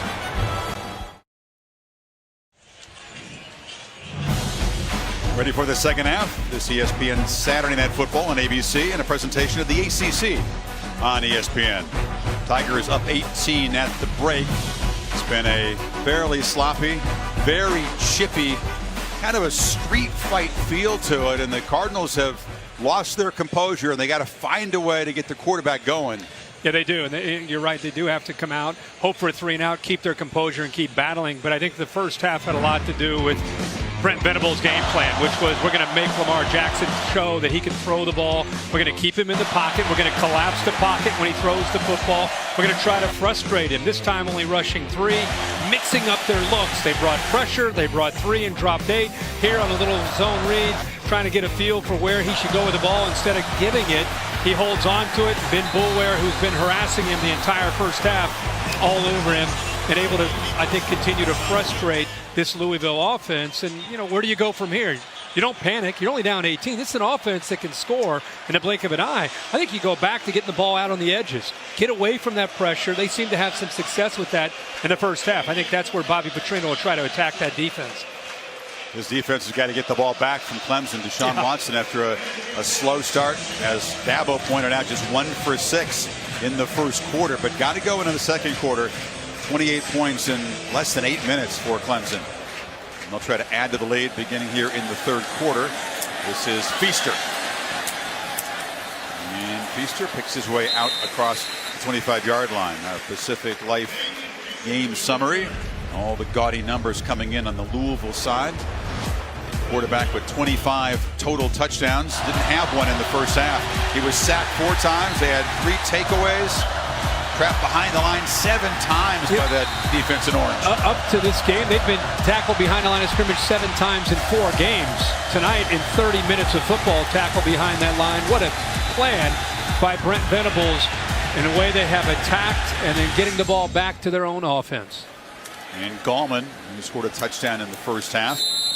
He's been waiting for a really productive impact game. He's got 73 yards so far. To Sam Ponder. Yeah, Clemson fans have noticed that Wayne Gallman looks a little different tonight. I was talking to coaches about it when they came back out on the field. It just so happens to be his 22nd birthday today. So not a bad way to spend your birthday night. 73 yards and a touchdown. No big deal. Pretty cool. He had a big game in the opener against Auburn. He was a workhorse there with 123, but not much since then. On the slant, in and out of the hands of McLeod, and a diving attempt. It's a pick. A circus grab by Chucky Williams off the hands. That wasn't the quarterback's fault. And it's the little things. Ray McLeod, the ball is thrown right into his hands, goes off his shoulder pad, and into the waiting arms of Chucky Williams, who's paying attention, the leader of that secondary. How many times do coaches work on receivers? Catch the ball with your hands. It goes right through his hands, off that shoulder pad, and that's exactly what this defense needed to do. Their third turnover that they've been able to create. They get the ball in good field position for Lamar Jackson. See if Louisville can cash it in. Jackson fires far side, a sure throw to Quick, and Quick spinning for about a 2-yard gain. Let's check with Tom Rinaldi.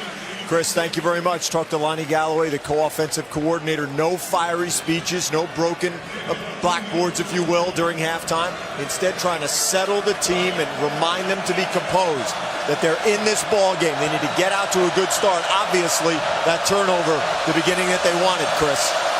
Thank you, Tom. Lonnie also coaches the wide receivers, co-coordinator with Chris Klemakis.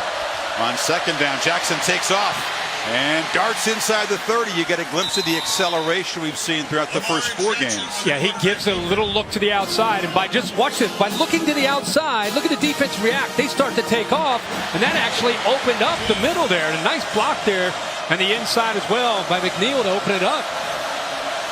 Cardinals in the red zone where they were forced to kick a field goal late in the second quarter. Now Jackson delivers a dart, complete again, and a hard hit delivered on Samuel. A little slot receiver, 5'7", 170. You said, what should you do? Just what Tommy Rinaldi talked about, there's no panic. They got a turnover. Go back to attacking the perimeter. Go back to attacking outside, because by doing that, if you have success, it can open up the inside, where, of course, that's where Lamar Jackson and Brandon Radcliffe can run the football. But it's going to have to start on the outside.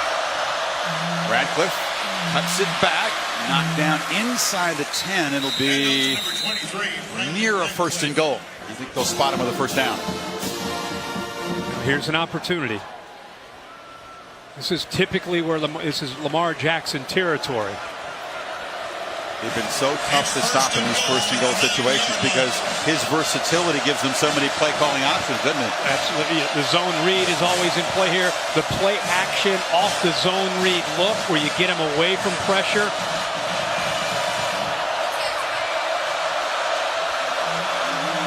Jonathan motions back in. They fake it to him, and tripped up is Jackson. Again, quick penetration. He's knocked down for a yard gain. Bulwer helps him up. Now they're buddies. After the chokehold. Maybe the officials talked to him. Maybe they talked to both teams. They try to run Wise move, huh? Yeah. They try to run a power read. Again, quarterback is reading the flow of the defense. He felt he should pull it and keep it, but not many yards there. There's a 3 tight end look with the power back, Jeremy Smith, in the game. Nicotini, always an option, who's in motion here.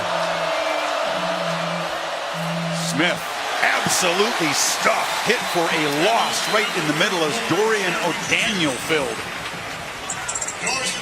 It's so crowded on the inside. He's coming from out here in. They say he runs a 4-4 as an outside linebacker. And that time he didn't hesitate at all. Now you're in third down. Now you into the hands of the defense and how they can try to attack you down in this area. This should be a huge win for the Clemson defense if they can force a field goal attempt. Jackson over the middle, wide open. Touchdown is James Quick. They didn't account for the senior leading receiver. Louisville touchdown. James Quick is the go-to guy. I'm with you, Chris. I'm very surprised he's lined up here, and nobody accounts for him. They brought the blitz. Great recognition by Lamar Jackson. Not only the middle linebacker, but the free safety came as well. There's nobody left there, and Lamar Jackson able to recognize that. Keep talking about keep your poise. He sure kept his poise on that play. And Quick raised his hand just in case the quarterback didn't see him. Hey, Lamar, I'm wide open. But a miscue on the PAT. So it's a 12-point margin. And that was a nice job by Robinson, G.G. Robinson. Here's the pick off McLeod's hands, and the diving pick by Chucky Williams to set up a 36-yard touchdown drive, a 3rd and goal. This it'll dart to a wide open Quick. So Clemson has the lead cut in after the turnover, still up by a dozen. So the acrobatic interception produces a short touchdown drive for Lamar Jackson, his first touchdown pass of the night. First touchdown that he's accounted for, adding to that total of 25 that he brought in. And the PAT blocked by the elbow of Carlos Watkins, so a 12-point margin as kickoff is short. And Feaster has a chance, spun around and across the 25-yard line. It's our all-state good hands play. They kick the lefty very low. Big Watkins at 6'3", gets the arm up. Comes right through the middle. That offensive line gets penetration, able to knock that ball away. Every point counts, Dabo. He has to be bothered, though, by the drop of McLeod. It's been a problem for this receiving corps, which set up the interception. 16 drops coming into tonight. That was the first one we've seen this evening. Gallman knocked down after a 3-yard gain. Birthday boy. And a great first half. It's an opportunity for Louisville. Crowd is kind of out of the game. Stadium's a little flat. Able to create a turnover. See if Deshaun Watson can re-energize this offense. Straight keeper, and Watson showing some strength. Knocked down just a bit short of the marker. 3rd down. Not only a gain, but as I said, it helps the rest of the offense when they want to go to the outside with a quick pass, the jet sweeps. Anytime number 4 has a good run, that's such a big part, a big piece of the puzzle of this offense.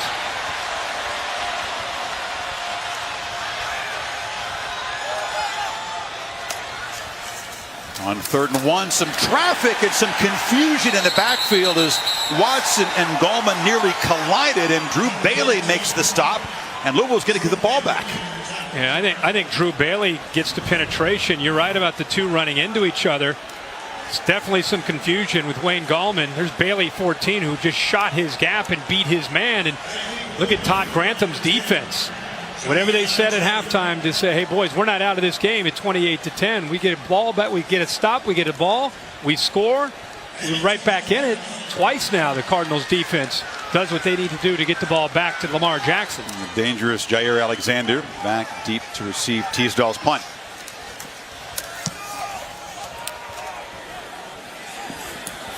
Let's it bounce and now fields it on the bounce and gets away. Look out, Alexander is dangerous, and they just knock him down, preventing a big return. Gets across the 30. How about Lamar Atkins on the punt return team, number 46? That ball drilled him. He's very lucky that ball just happened to land back in the hands of the return man, Alexander, who was alert to field it. Watch his left shoulder. Boom, left arm. Live ball. Very alert play by Alexander, who then made a nice return. So Louisville back to work, down by a dozen. Saturday Night Football on ABC. Brought to you by Ford. We go further so you can. Goodyear blimp souping on the tailgate scene down there. Give your ground game some confidence with superior performance from Goodyear. Goodyear, official sponsor of the college football playoff. So Louisville gets the interception, the touchdown, the block PAT, but a 3 and out. Now they get the ball back at the 32, trying to chip away at this once 18-point Clemson lead.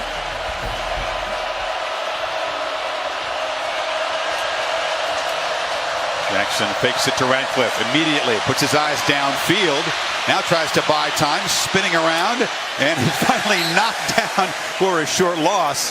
Thought he might escape there. I'm surprised that he doesn't take off here. He's been so trained to be worried about the pass rush. You got people covered. This is Lamar Jackson. I mean, that's 10, 15, 20 yards. Take off. He tripped over his lineman's leg there. Mahoney trying to get away. Everybody cleared out with the receivers. Maybe your best play is number 8 with the ball in his hands. Take off and go. So a 5th sack. On 2nd and 13. Jackson over the middle, threw it behind the streaking Samuel. And now a flag. Couple of them come in. Was the receiver grabbed? It's going to be against Clemson. Yeah, he got in there a little bit early. Holding. Defense, number 15, 10-yard penalty, automatic first down. Neil Petrino had a lot to say about the officiating in the first half. He felt there was a whole bunch of clutching and grabbing and choking. Poor official on that Louisville sideline. He got an earful, and at times maybe Bobby Petrino made the right decision in going after him. But this time it's pretty much a no-brainer. Wiggins is going to get there early. The left arm, he actually turned the smaller receiver Samuel with the contact.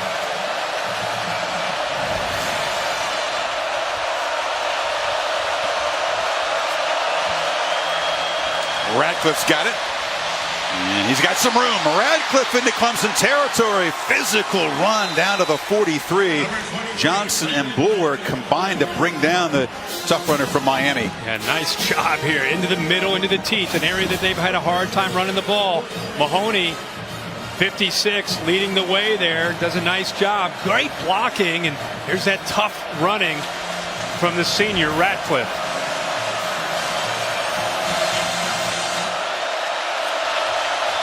For the 18-yard gain. Pass. Again, looking for Samuel and a misfire. Bulwer trying to stay with the small guy. It's a smaller target. Samuel, 5'7", 170 pounds out of Phoenix City, Alabama. You got to put the ball right there to give him a chance.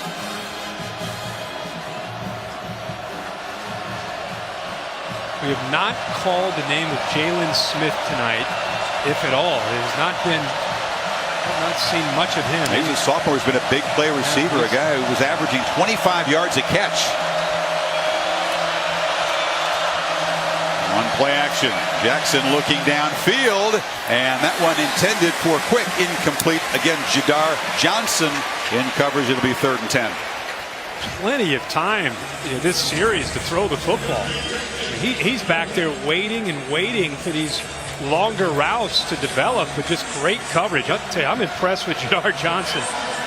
Talk about range. A safety who can cover. Came up with a big interception earlier tonight. Remember, he was the young man who made the comments about, oh, is that Lamar Jackson? Who's that, number 8? If he hurdles me, I'm going to grab him and body slam him. Yeah, he said it shouldn't be a problem to contain him. Well, he's playing well tonight. On 3rd down, Jackson flips it complete. And again, it's Hicatini with a crucial catch and a gain down near the 20. His 5th catch tonight. The top of the route. Watch this move into the inside and then back to the outside. Hicatini with this little move. Stutter and go. gets the separation, and Lamar Jackson's going to make that throw. They gave him time. A great route by Hicatini, who's had a big night tonight. And they're getting deeper and deeper into Tigers territory. Got 20 on 3rd and 10. Now Jackson again looks to his left, lofts it to the end zone, trying to run underneath it is Staples, and he can't get there. He got a little greedy there. He had Bonifant in the left flat, wide open, but he wanted it. I think he predetermined his mind there and wanted to go to Staples. Watch Bonifant cut to the outside. He waits and reads that. He's getting separation. That ball's thrown on the money. It's a first down, but I think he predetermined. He was going to take a shot there at Staples down the left sideline.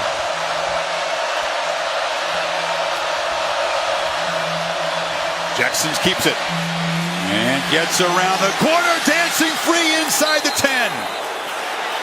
Spun down by Edmond. How about the block here? My little man, 5'7", 170 pounds. Good read, pulls it. Hicatini's looking for somebody to block, but right there, Samuel on the block against the safety, Wiggins, gives him even more room to run. And there's the quickness and the suddenness of Lamar Jackson when he comes around the corner. They lost the edge of the defense there. Very quick 16-yard scamper sets up a 1st and goal. Into the noise at the Clemson student section.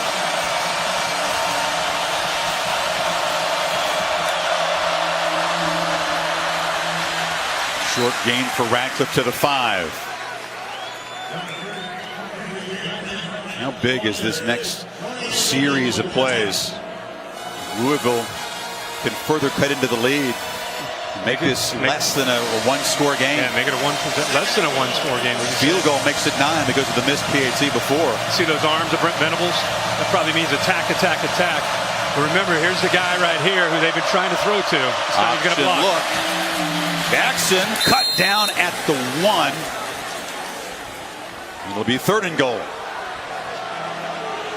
Boy, Radcliffe with a big-time block, Chris, to try to free up his quarterback. Watch 23, the running back here, Radcliffe, on a block on Ben Buller. Bang!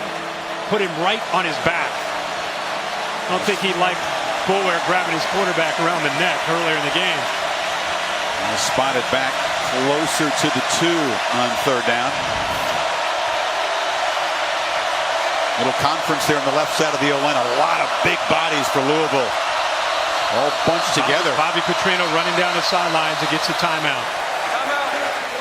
Looked like there might have been some confusion. All the big fellas trying to figure out where they're going to line up. A crucial play coming up here. Louisville down by a dozen, but threatening.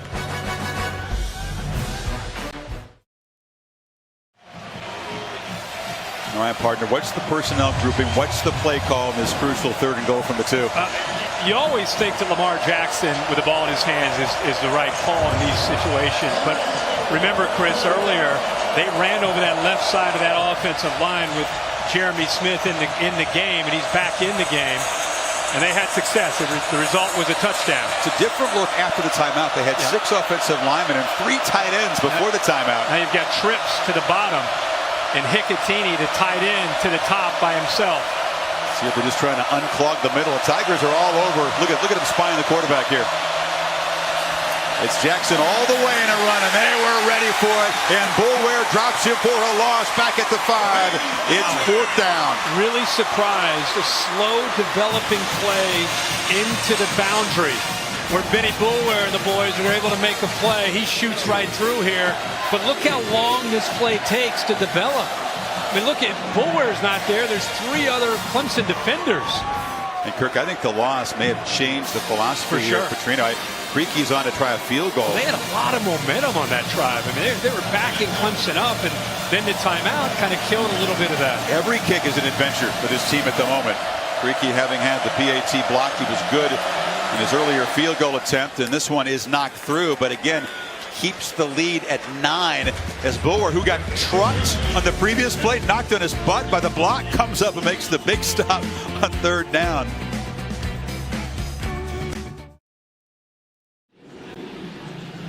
It's a good one on Monday night. Sean McDonough and John Gruden in Minnesota. Giants and the Vikings. 6 o'clock Eastern, Monday night countdown. 8:15 kickoff, also streaming live on the Watch ESPN app. Minnesota undefeated on the young season. Sam Bradford looking good. Went Creaky to kick it away. Louisville able to climb back in this thing. 9 points so far in the quarter, and Clemson's offense is stalled. Turnover and a 3-and-out. Feaster knocked down at the 25-yard line. This week's AP rankings brought to you by Allstate. Of course, this is one of the 3 top 10 matchups.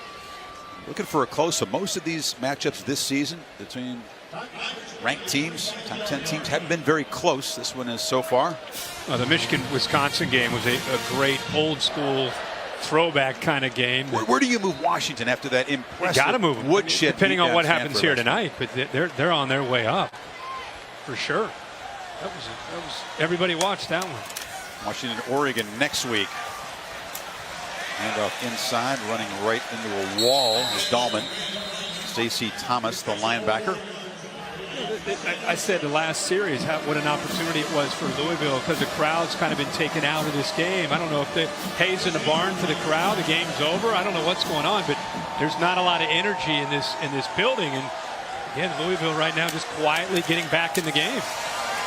Watson rolling out, launches downfield, and it's over the head of Scott. Samantha.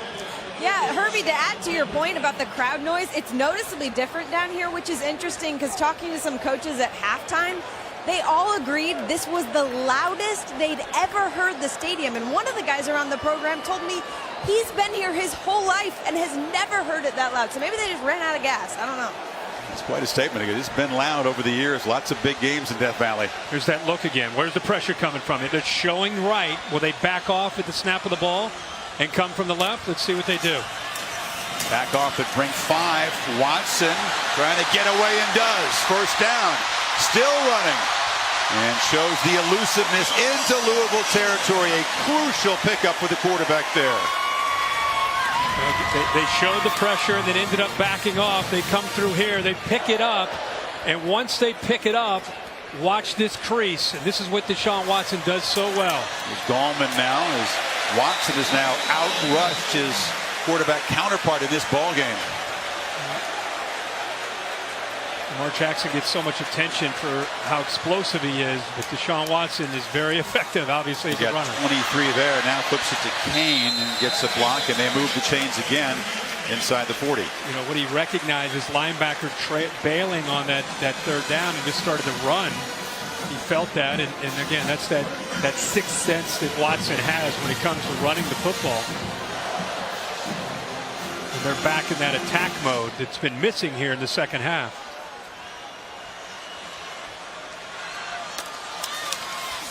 Again, a straight run, evades traffic. Deshaun Watson spinning down near the 20. You said it'd be a huge part of the game plan tonight, and it has been 18 more there, Kirk. Yep, follows Maverick Morris and his running back Wayne Gallman. Great block downfield also by Richard, the tight end. You can see he's a different guy tonight with so much at stake. Drew Bailey was in on the tackle for Louisville, and he is being attended to. They're looking at that right knee as we check in with Cassidy Hubbard for an update. Thanks, Chris. Number 17 Michigan State coming up. They lost to Wisconsin, visiting Indiana. Both teams 2-1. And Ricky Jones with a 22-yard touchdown catch. Sparty and the Hoosiers all tied up at 14 in the fourth quarter. Chris, Herbie, back to you. Interesting day in the Big Ten, Kirk. Yep. Michigan kind of slugging past Wisconsin. A 7-point victory in the Big House for the Wolverines. No problem for the Buckeyes routing Rutgers earlier today. You know, Iowa knocked up by Northwestern. You know, with Ohio State, they didn't do that last year against anybody. So you could say, well, it's Rutgers or it's this or it's that.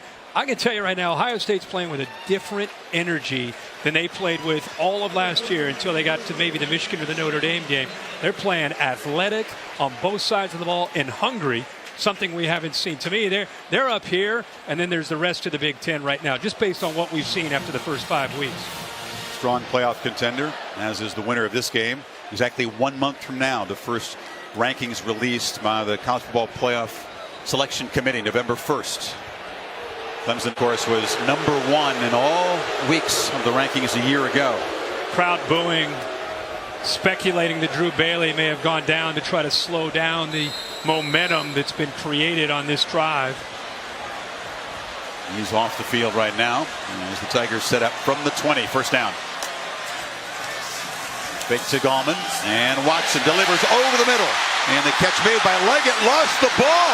A turnover. Chucky Williams, who earlier made the pick in this quarter, has got the football. He's still running.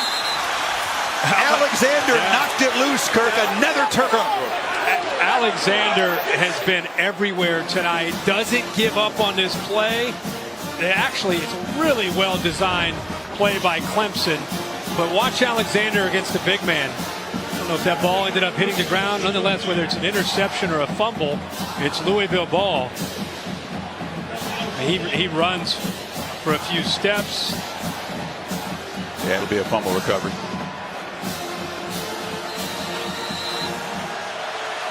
Louisville takes over at the 23-yard line. So the second turnover of the half for Clemson. 4 in the game now. Radcliffe takes the toss, makes a cut, and picks up a first down. I mean, that is a big play. Again, by Jair Alexander, who's been active tonight in coverage and in run support. Williams ends up coming up with it, but it was Alexander who made the play. They get the ball. It's incredible. Clemson looked like they were finally regaining this momentum and about to go into the end zone, and Alexander makes that play to get the ball back to their offense. Radcliffe again cuts it back, short game. Jair Alexander, the first 5 games of this season is looking like an All-American player. Oh yeah, for Louisville. yeah. Based on the games against Florida State, tonight against Clemson, they're more high-profile games. He's playing as well as any corner I've seen in his first month of the season. Remember, Dabo walked off and said, "Hey, we're +1 in the turnover." Well, now they're -1 after the 2 turnovers here in the second half. Another handoff up the middle. A different kind of attack from Petrino tonight. I think different than he expected and hoped it would be. Not airing the ball out with nearly the success. No, again, he's had to be very, very patient with his attack. It has everything to do with the talent that he's facing and the scheme from Brent Venables and how aggressive they have been. Attacking, blitzing, and confusing Lamar Jackson in the line. He's had to go find different ways to try to move the ball without the big playability.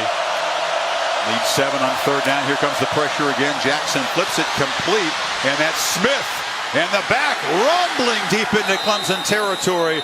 Another big 3rd down conversion. He's been a stud tonight. Yeah, they go zone blitz. Watch Christian Wilkins.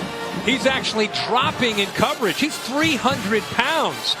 So Brent Venables rolls the dice trying to create some confusion with the blitz look. But he's got the big fella, 42, who can't get out there against a running back with a 300-pound defensive end trying to cover the flat. 29-yard gain. Jackson straight back from the pocket. Good protection, delivers a strike down inside the 15-yard line to James Quick, and what a turnaround. Louisville threatening again. Did not reroute him. Tankersley did not get his hands at all to slow him down. It made it easy for Lamar Jackson to squeeze it in between the corner and the safety. The corner has got to get his hands on Quick, not let him get around that quickly and that easily. This drive has been quick. Inside of 2 minutes, they moved it 65 yards. Jackson keeps it, spins, still on his feet, diving down, 1st and goal. Now you see the slipperiness of this quarterback as a runner. That was 3, almost 4 defenders that had their hands on him. Let's count them here. Good read. 1, 2, 3, almost a 4th to take it into the end zone. That's Lamar Jackson right there. That was a sideways sidestep. And Jadar Johnson, Tigers safety, being looked at back at the 15-yard line. In the meantime, that huge completion to Smith there on 3rd and long, setting him up. 1st and goal, final minute of what's been a terrific 3rd quarter for Louisville and a sloppy quarter for Clemson. No doubt about it. That's why you play 60 minutes. That's why you make adjustments at halftime. That's what separates the men from the boys. Who can play 60 minutes in a game with this much hype, this much anticipation, jump out to a big lead? But you know, a team like Louisville, the veteran team that they have with Bobby Petrino, they're not going to give up. They're just going to keep swinging. You thought, though, Clemson Kirk would pull momentum back, then leg it, and the ball punched out by Alexander. Williams picked it up. They convert the long third down. And now Jackson has him set up a yard from the goal line. It hasn't been easy for him to punch it in, though, tonight from close. They've been down here 4 times, only 2 touchdowns. Jackson, keeper, and scores, standing up, and Louisville is roared right back in this game. It's the first time that we have seen the Clemson defense on its heels. A little bit unsure, a little bit maybe questioning and flat-footed as opposed to confident, sure, sound, efficient, pinning their ears, knowing what's coming before it happens. Here's Creaky with the PAT. He's had one blocked already and knocked it through. That's big as it cuts the lead to 2. So here's the play that really swung momentum, and it looked like the Tigers were going to stretch their lead. It was close. Alexander has been a star tonight, knocks it out at the 6-yard line, and then Williams picks it up and returns it. And Chucky Williams comes up with it, and just like that, 7 plays, 77 yards after the turnover. They get deep into Clemson territory. It's a great read, a good field. How many times has he scored standing up this year? A lot. A lot. But tonight, he hasn't had a lot of those opportunities. Like I said, if you go back and really look at that replay, you can see that Clemson defense flat-footed. They have not done that a lot tonight. It's been much more coming after number 8. Yeah, no quarterback has ever, in the last 20 years anyway, been responsible for more touchdowns. That's passes and runs through 5 games. 27 now for Jackson. It's game on now. Final 45 seconds, and it's gonna come down to the final 15 here at Death Valley in a huge impact game. This is Artavis Scott, who's back at the return position from the 5, and the veteran receiver be knocked down near the 25-yard line. Monday night on ABC, you catch a new crime drama from the executive producer of Criminal Minds, Conviction, starring Haley Atwell. Premieres Monday at 10/9 Central on ABC. I think if you're Clemson and Dabo Swinney and his coordinators, there's no need, just like we talked about with Louisville, no need to panic, no need to change the approach. I think if anything, you again have a veteran quarterback, you trust him, you continue to attack, you continue with the game plan.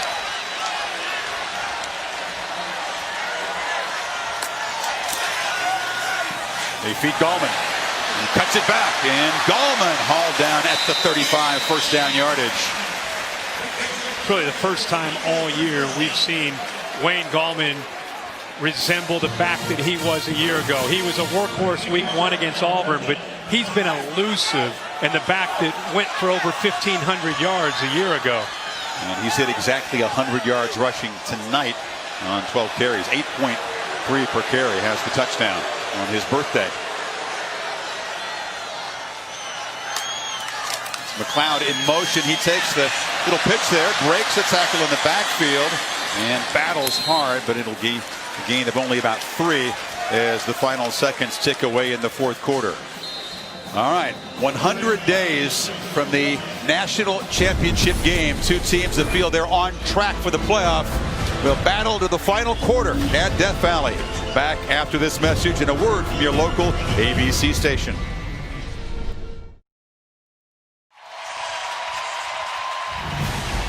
Fourth quarter coming up. ESPN Saturday Night Football on ABC, and a presentation of the ACC on ESPN as the defending conference champion Clemson Tigers try to protect their house here and take a huge step toward another division title. 2nd and 7, nothing doing. Stuffed right at the line is Gallman. Coming 3rd and long now. Nice job by the linebackers. Defensive line eating up the blocks. Kelsey coming in and Stacy Thomas, those two inside linebackers, been very active tonight against the run. This is what Louisville wants. This is where they want to get Deshaun Watson, these 3rd and long situations. Tigers 3 of 7 on 3rd down tonight. Hearns usually comes from the blitz right up the middle here. He and Devontae Fields right next to each other. Watson trying to escape the pressure, just dumps it into the ground to avoid a big loss. They were all over him. Keith Kelsey from his linebacker position. Yeah, we just talked about Hearns and how he can come after you. Watch the left guard here, first-year starter Taylor Hearn trying to deal with that pressure. Look at that power, the quickness. 3rd down, they're pinning their ears coming after you, and Taylor Hearn right that time, the sophomore, no chance to give his quarterback with pressure right up the middle, which is an absolute no-no on 3rd down to try to get, unless you want your quarterback to just have to throw it away or take the sack. Hearns is a quick dude, isn't he? He's been tormenting quarterbacks all season long. So Alexander back inside his 30. Louisville's going to get the ball back down just 2. And a muff there. There's a scrum. Battling for it is Alexander. He's had a couple of big plays that had almost been a miscue, but he does retain possession. Incredible 18-point halftime cushion for the Tigers has all but vanished as the Cardinals take over down 28-26.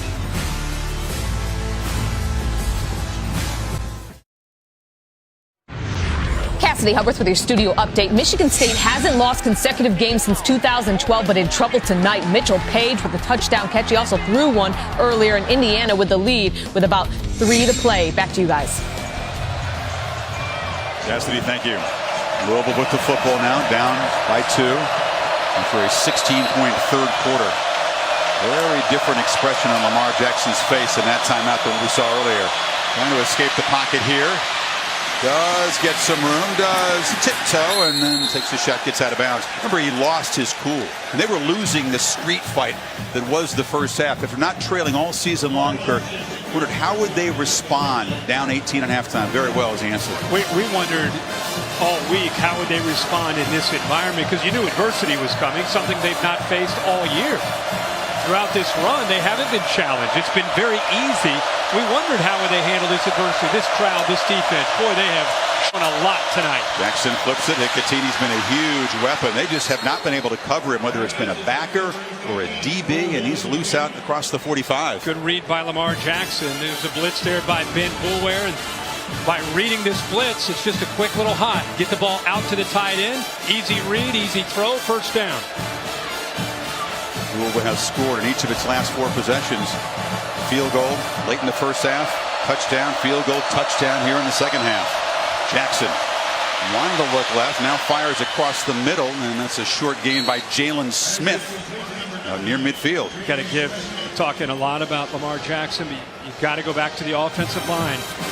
It's not as if the plan has changed from Clemson. They're still bringing the pressure. They brought 2 middle linebackers, that time picked up, and finally you get a chance to see Jalen Smith get his hands on the ball. He's usually a big play guy. He got 8 yards there, but that's his first catch. Crowd, which has been listless, trying to get back in and inspire this defense. Jackson takes off, slips a tackle, slips into the secondary, bumped out of the 30, and now you're seeing the Lamar Jackson that lit up college football the first month. Yeah, he is reading the flow of the defense here, and he has the backside guard pulling. Watch the flow here, and watch the ball's in there. He reads this, and because they go to the outside, they get stretched. He pulls the ball out of the running back's arms and cuts in behind his left guard, who pulled around on a power play. You got 18, Kirk, and suddenly Jackson's approaching a 100-yard rushing game. You got 94. Looking to throw on 1st down. A lot of time. Shoots it down the sideline. Jump ball. Karam knocked away. Bonifan was battling Johnson. I think Hickatini, the tight end, tried to make a little move to the inside and back outside, and there's going to be a flag on Ben Boulware. Holding, number 10 on defense. 10-yard penalty. Good coverage there. 1st down. But where he was looking, he was staring his tight end down, Hickatini, who he had some success earlier on that route. But Ben Boulware locked him up. Bullware has had a terrific game, Kirk. He's had a career-high 15 tackles, 3 tackles for loss, including a sack. But that's a crucial penalty right there. Yeah. Bullware just he is very good in coverage. He does a good job as a leader of this defense. But Hicatini, one of the top tight ends to me in college football, because he's so elusive. He does such a good job with his routes. He fooled Bullware on the move, and Bullware locked him up there, and it's a good call. Because it's downfield, unlike the previous defensive holding call, this is an automatic first down. Right here. He can grab onto the jersey, and you can see the quarterback's looking, waiting for Hicatini to break free, but he just couldn't get away from the hold of Bullware. All the penalty problems in the first half for Louisville. They had 9. No flags for the Cardinals in the third quarter, and so far in the fourth quarter. Clemson's had some, and it's been costly.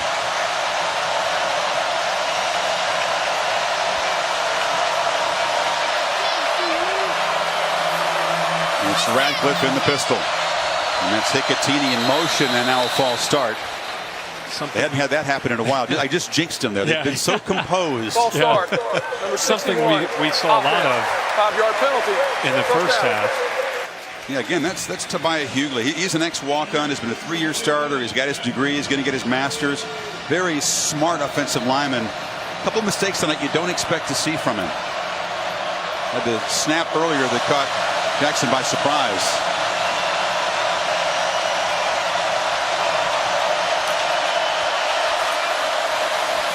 Quarterback, keeper, nowhere to run, and dropped for a big loss by Christian Wilkins in the corner, Ryan Carter.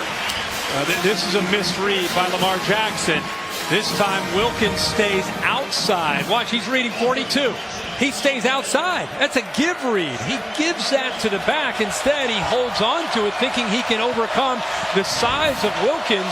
But Wilkins keeps the edge of the defense and forces it back inside. Good job by the big fella, and a bad read by Jackson. Penalty, and now a 6-yard loss makes it 2nd and 21. Jackson delivers a high ball, again caught by Smith. Terrific catch by the physical runner who fights back to the 22. Good hands. Big guy, and Edmond, 175 pounds, holding on for dear life. Smith is the power back. Look at the hands here. 225 pounds. Edmond, as I said, 175. He's going for the strip. You better grab his legs. You're not going to bring him down. All right, they've been bringing the linebackers, Joseph and Bullware, quite a bit. 3rd and 12, crucial because the field goal game is shaky for the Cardinals. That's a catch made by Staples. It's not a first down, but it's a chip shot field goal if they want to give Creaky a chance to give Louisville the lead here. That was crucial because from where they were sitting before that completion, I don't know. Yeah, that probably knowing him, he maybe ends up going for it, but feels a little bit more comfortable and confident they have a chance here to take this lead. Evan O'Hara had been the kicker at the beginning of the season. He was lifted in the Marshall game. Blanton Creaky was 1 of 2 in that game. Made a couple tonight. He's had the PAT blocked. This for the lead from 28. Take that, he says. Have all 3 been chip shots, and Louisville all the way back, a 19-zip run to take the lead. Saturday Night Football on ABC. Brought to you by Chick-fil-A. We didn't invent the chicken, just the chicken sandwich. Driving fast in downtown Clemson. SO Club last night. Goodyear providing our aerial coverage. Make every drive a touchdown with superior performance from Goodyear tires. Goodyear, official sponsor of the college football playoff. Did you expect, folks, a 19-0 run by the Louisville Cardinals the way that first half ended? Clemson had momentum. They had the football to begin this second half. Pass off of McLeod's hands, the interception, and that seemed to really spark Louisville. Adjustments and composure from Louisville. Creaky boots it deep, but not deep enough to prevent Scott from running it back. Little hurdle move. Artavis Scott makes a cut and is knocked down at the 30. Well, the last couple of meetings between these two, the only two in their history, have both been close. A couple years ago here, less than 500 combined yards of total offense. Dabo Swinney's team able to just stop the Cardinals after Quick had been tackled inside the 5. They get a big stop. They win it by 6. And then last year in Louisville, Renfro was his first career touchdown. They seem to have things in control. A kickoff return by Samuel brought the Cardinals back in it, but it was Dabo dancing at the end. They win it by 3. And this is the 3rd chapter in this quickly blossoming rivalry. Watson now suddenly trailing by a point in the 4th quarter, hands it off to Gallman, and this Louisville defense has been stout after the break. Todd Grantham has this group playing with some fire right now and confidence. Offense and defense feeding off of one another. Remember, this second half, Clemson did have one drive where they moved deep into Louisville territory before the turnover. A lot of that started with Deshaun Watson running the football. Watson looking to throw. Thrown downfield, and it's intercepted. They test Jair Alexander again, and he makes the quarterback pay. What a night for him. Deshaun Watson just puts this ball up in the air and hopes Kane can come up with it. This is the wrong guy to test. For all the young corners out there, you don't see college corners find the football the way Jair Alexander does. You throw a fade on him, he's not only in perfect position in phase, but he does a great job of looking up and locating the football, and then has the ball skills to come down with it. Man, this guy gets better every single rep you watch this guy. Grantham loves having him on defense. I maybe give him a shot at receiver. He wants to play receiver. Don't let him move from where he is right now. He is You make perfect. a point. He's forced 3 turnovers tonight. 2 picks and a forced fumble. Now Jackson with the lead here. Thought about taking a deep shot, and now escapes, and look out. The sprinter in space. A little dead-legged move, and he's off and running inside the 15. Has this thing ever turned around? This is where he wants to try to get a wheel route down here, down the right side. He's trying to find it, but because it's taken away, now he's able to create. They lost contain. This is just him being him. Finally out in the open space. He gave a little sweetness leg kick there for Walter Payton. Dead leg move, 38-yard run, and Louisville suddenly trying to add to a lead here. This is Radcliffe bouncing it hard inside. Wow, he's still going. Finally the whistle. Louisville is showing a lot of heart, a lot of determination. Clemson, you want to go out there, you want to be a team that can be a national championship team. Watch this little little dead leg, a little stiff arm. But Clemson, this whole half, you're waiting for somebody to make a play, somebody to step up and do something, and instead it's been all Lamar Jackson and Louisville ones that's showing how badly they want it. And Jackson has regained his composure. He's been more in character after losing his cool in the first half. He's got it again. Tough run down near the 10. Dexter Lawrence stopped him. It'll be 3rd down. Dexter Lawrence from the outside, and Ben Boulware up in the front sets up a critical 3rd down here. Exactly. How about this play? They need 3. The lead is just 1. Huge difference between 7 or 3 in this possession, obviously. All I know is if you're Clemson, you better set the edge to your defense. You better make sure number 8 can't get to the outside on an option play. He's trying to. No pitch. Gets the edge and scores standing up. You can expect it. You can try to defend it, but it's so tough to stop. Alexander's pick sets up another Jackson touchdown run. You've got to set the edge against number 8. You cannot let him get to the outside, and it is easy for him here. Nobody sets the edge. He walks to the outside, and there's that stiff arm again. That time he gave it to Van Smith. Shows you how physical he can be, even wiry strong, as we say. How about your guy Hecatini, Kirk? He's made 6 catches. He made the block on Boulware to help spring the quarterback. Creaky knocks it through. That was important as Louisville stretches the lead to 8 and makes this a 26-0 run. Don't go at Alexander the rest of the night if you're Deshaun Watson. Leave him alone. You challenge him, like I said, he's going to find the ball, come up with the interception, great ball skills, and there's Lamar Jackson being Lamar Jackson, and the Cardinals are up 8.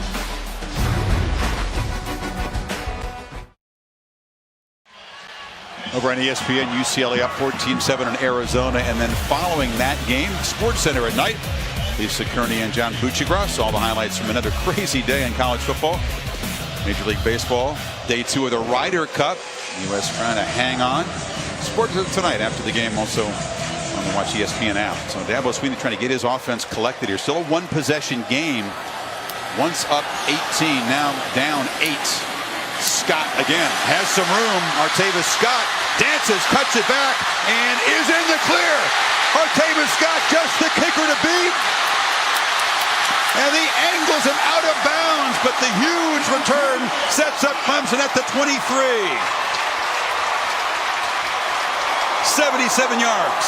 So often when there's a bobble at the beginning of a return, defenders can get out of their lane.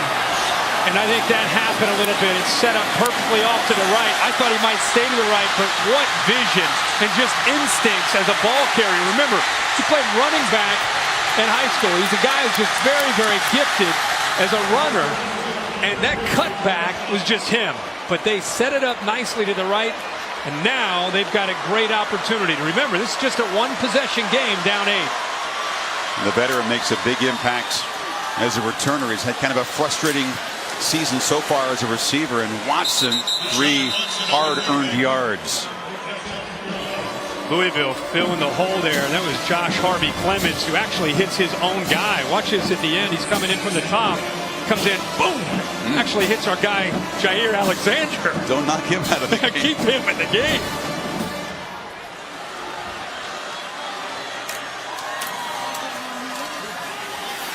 Watson keeps it, pitches it across the middle. Touchdown, Williams!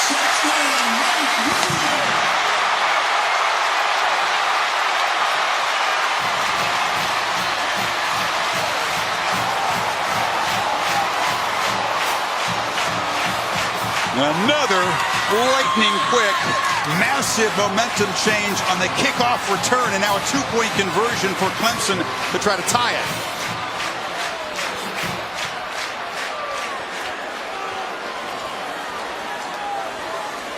Clemson did not hesitate on the play call. Right away, lined up. Ball in the left half. Empty backfield. Watson for the end zone. Battered up and intercepted. And so the 2-point try fails, and Louisville holds on to the lead. Kelsey deflected it. Well, back to the touchdown here. And because they're able to run the ball, watch the linebackers with the action right here. This is a very important part of the play because the linebackers come up, and now you have a play coming from the outside across the middle. Linebackers froze, made it very easy for Williams to work his way across against Tremaine Washington. And because the linebackers were up, he had a great passing lane to be able to put that right over top of the linebackers. There's not a safety in the middle. In the blink of an eye, Clemson is right back in this game. They tried to find Williams in the 2-pointer, but Kelsey got that big hand up there. Kelsey read the eyes of the quarterback, but the return by Artavis Scott gives Clemson life. And 2 plays later, they're in the end zone, and now the crowd is back into the game. First time probably since the end of the first half. You're right. And Watson, who now has 4 touchdown passes to go with 3 interceptions. One, to be fair, wasn't his fault. It was off the hands of McLeod. 89 yards rushing for the quarterback. And here we go. How much fun is this when a game with this much hype lives up to it?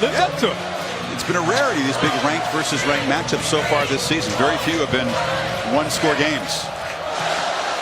Low kick, bounces around, and it's scooped up at the 15. And Alexander, the big play man tonight, is knocked out just short of the 30. Talked about this QB duel in Death Valley, our Pacific Life game summary. It was a kind of a quiet start for both quarterbacks. Jackson heating up now here in the second half. He's thrown for 237, rushed for 139. Big surprise right there with the 3 interceptions from Deshaun Watson. Now Louisville will have to face the noise and show some poise here inside of 7 minutes. 6 straight possessions. They produce points. All 5 here in the second half. First down blitz. They pick it up, and Jackson flips it low and incomplete. Kind of short armed out there for Staples. Short arm because he felt pressure from Carlos Watkins. Watch him a little move here and comes around. By working his way around, doesn't allow Lamar Jackson to step into the throw. He kind of throws that off his back foot. He had an open receiver, but good pressure. Nice stunt up front by the Tigers defense.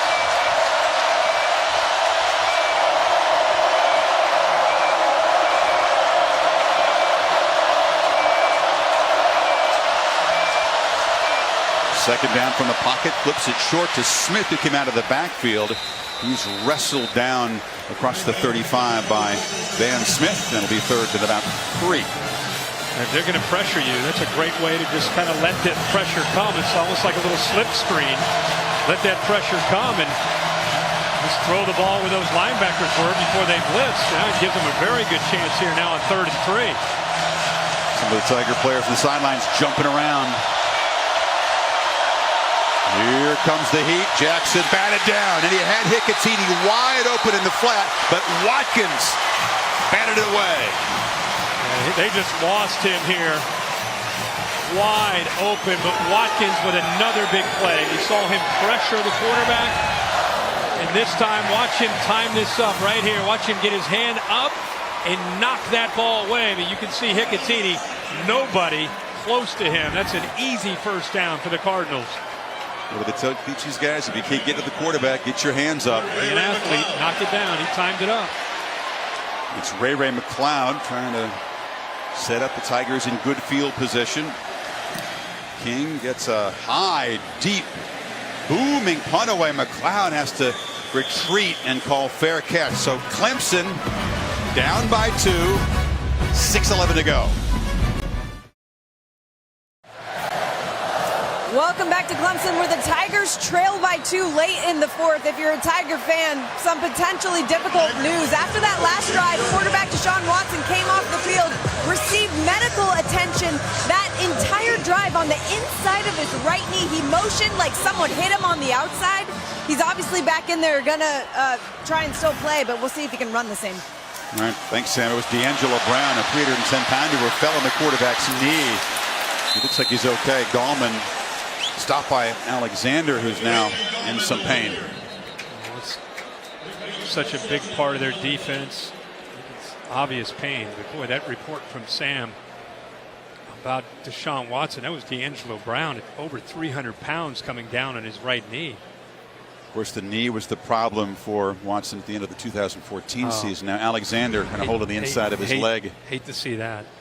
Yeah, you can see big 97 right there. He gets a hold of him, and then watch him come down, all of his weight down on that knee. And when Deshaun first got up, you think he's okay, but watch him kind of work the knee around a little bit, start to kind of stretch it, shake it out a little bit. Meantime, the focus for the Louisville trainers is Alexander, who appeared to be in a whole lot of pain. This is the guy that returned those 2 punts against Florida State, one for a touchdown, and then has been a huge part of this defensive effort tonight with a couple of picks and a forced fumble. Yeah, and again, he's physical. He comes off of a block by Scott. Just undercuts Wayne Gallman, who is a physical runner, really a slasher. You got Walker, Kirk, number 20, is going to have to step into some very big shoes on that edge. On that. Sean Watson, I'm sure they'll keep a safety over top of him to protect him. And 2nd and 4, they flip it short. They go right in that direction. And the catch is made. First down by Williams. See if they do protect him on that particular play. They did not. They brought a blitz. And the safety who was behind Alexander, who just checked in, he had to cover a man in the slot, man to man. Motion, Gallman back in. Watson from the pocket goes right down that sideline and just juggling attempt by Scott. Incomplete, as they did take a deep shot, testing Alexander's backup. Smart move by Watson. You see a guy that's been standing around not playing into football. Welcome to the game. We've been playing the game for 3 hours. Oh, he's saying just missed it. Just missed it. Heck of an effort again by Scott, who almost comes up with his catch, but smart by Clemson to go right after him. Good to see Alexander back in the lineup. He's a quick healer. matched up on Kane on the top. Watson looks that direction, now escapes, flips it back low, and it's caught there by Trevion Thompson, his first catch tonight. First down, Clemson in business.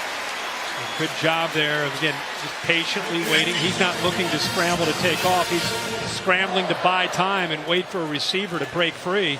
It's exactly what happened. Got his shoulders turned and made a good throw.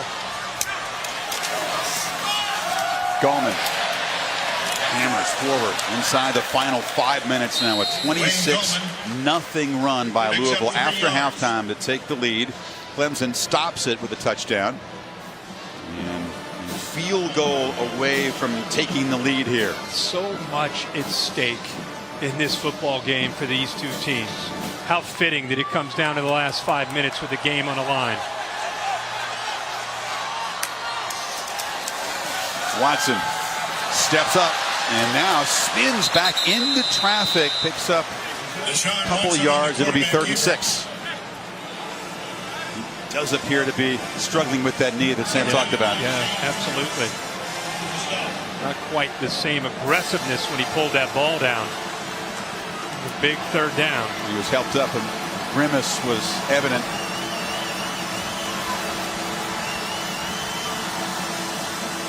See if the Cardinals spot that Kirk and try to bring some pressure. Deshaun perhaps with some reduced mobility. Back in the pocket, flips it across the middle. Caught. Kane continues a huge night and fights down to the 31. Well, this is a good job. Watch this linebacker right here who bites on the underneath route. And the anticipation there by Deshaun Watson to Kane. He was anticipating the linebacker Thomas would come up, which he did, and he puts the ball into a very tight window and a great throw there on 3rd down. They get 24 in the 3rd and 5. They're in Hugel's field goal range already. 12 men on the field for some confusion. A flag comes in, a free play. Watson fires back, catches Leggett open. Leggett rumbling free down inside the 10, scores!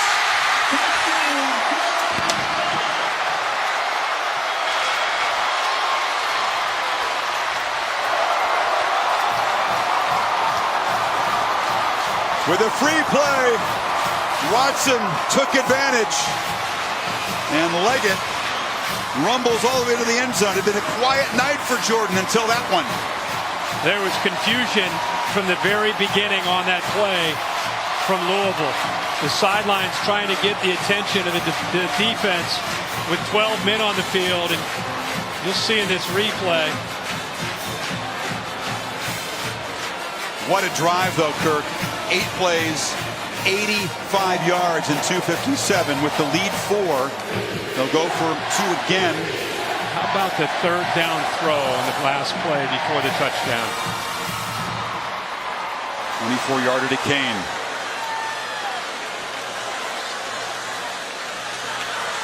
Gallman motions out. Watson, pop pass, got it, Leggett. They've practiced the jump pass a lot this week and saved it for a 2-point play that makes the lead 6 with 3:14 to go.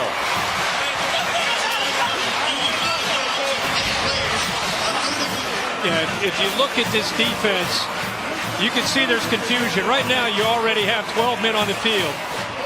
And at some point, Alexander says, all right, I'm going to head out. Now, the play is right here. The tight end's going to delay and then work his way right here. You see the running back clear it out. Everybody's going deep. They lose Leggett right here.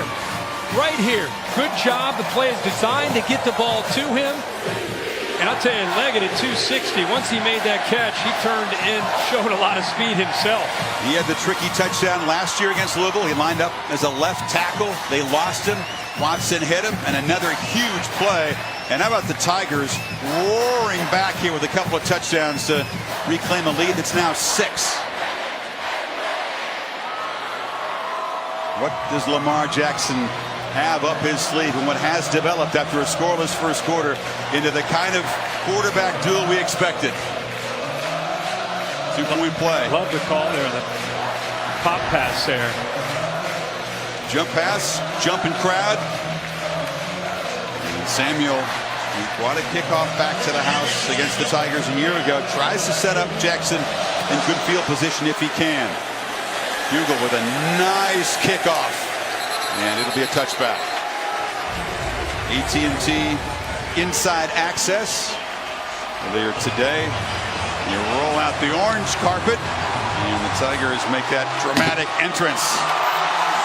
After all the emotion, kind of a slow start for both offenses, but a furious finish here in Death Valley. Louisville, 3:14 to work with, 75 yards away.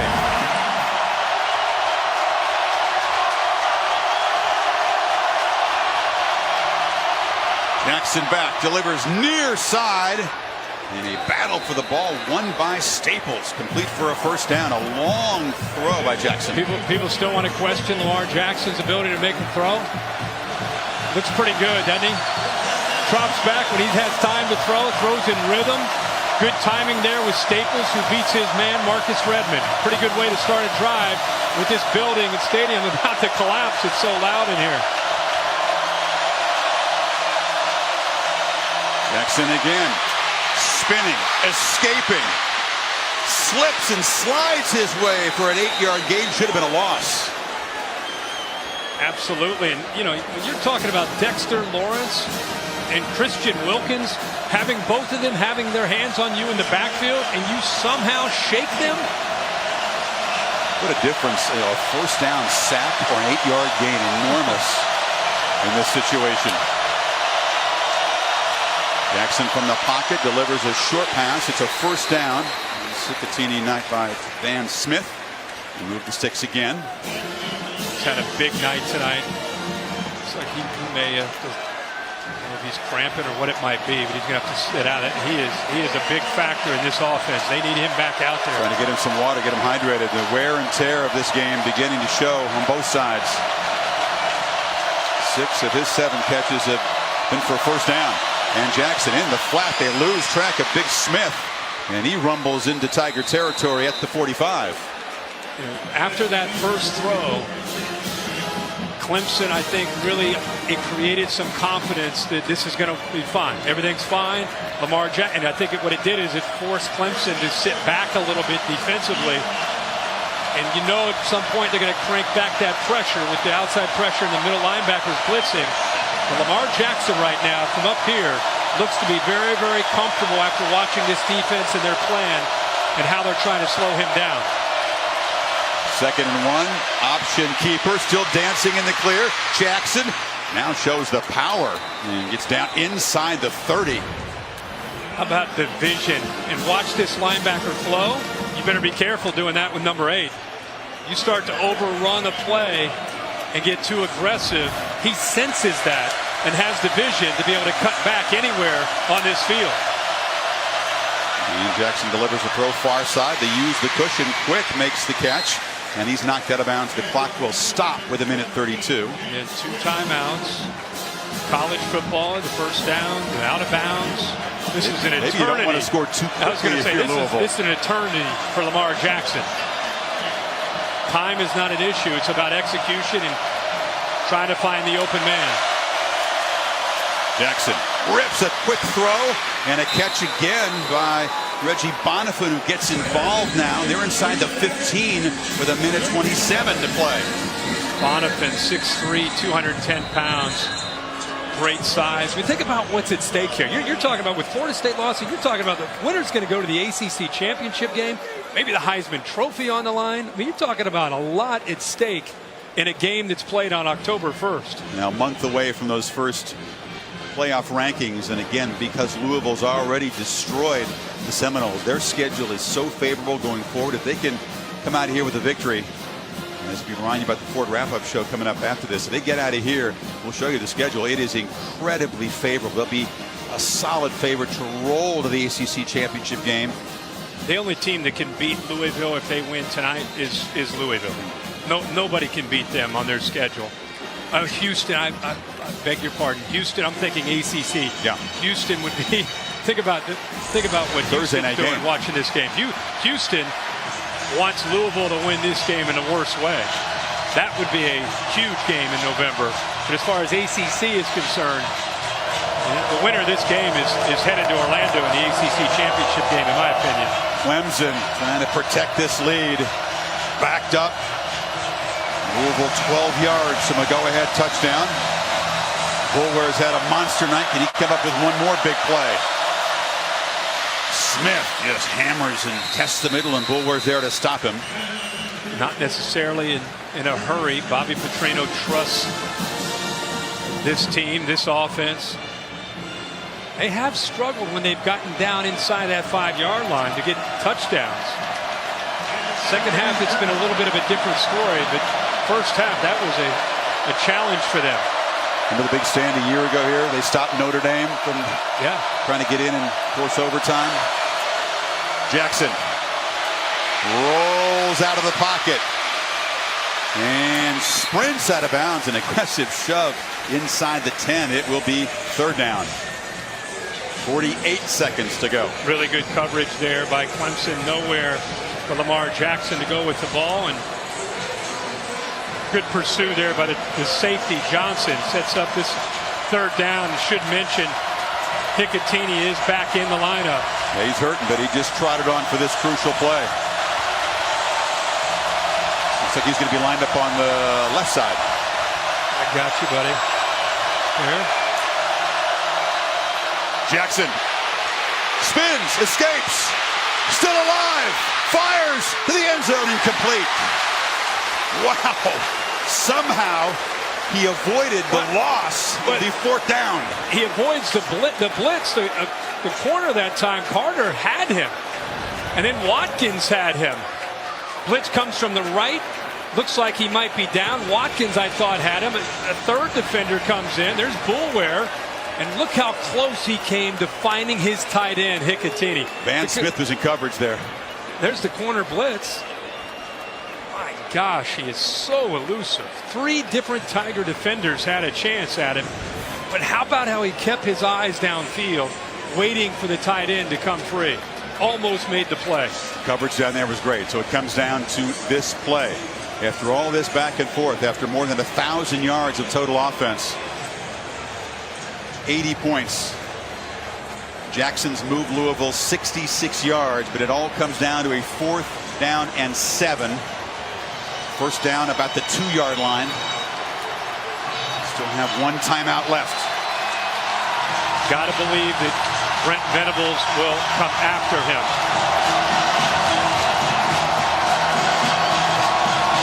That's where they've had their most success, disguising pressure and coming late.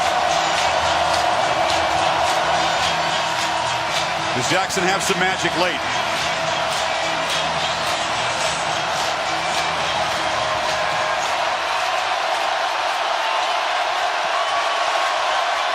He's alone in the backfield.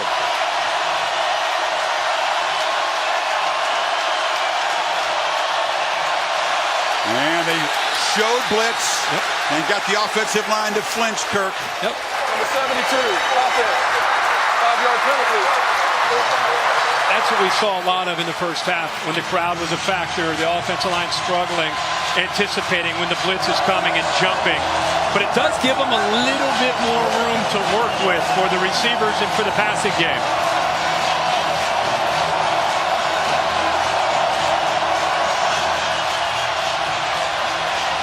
Got to get to the 2-yard line to keep hope alive. Jackson flips it short, quick, works free, fights, spins out of bounds, did not get there. Did not get there, came up a yard short as Marcus Edmond saves the game for Clemson.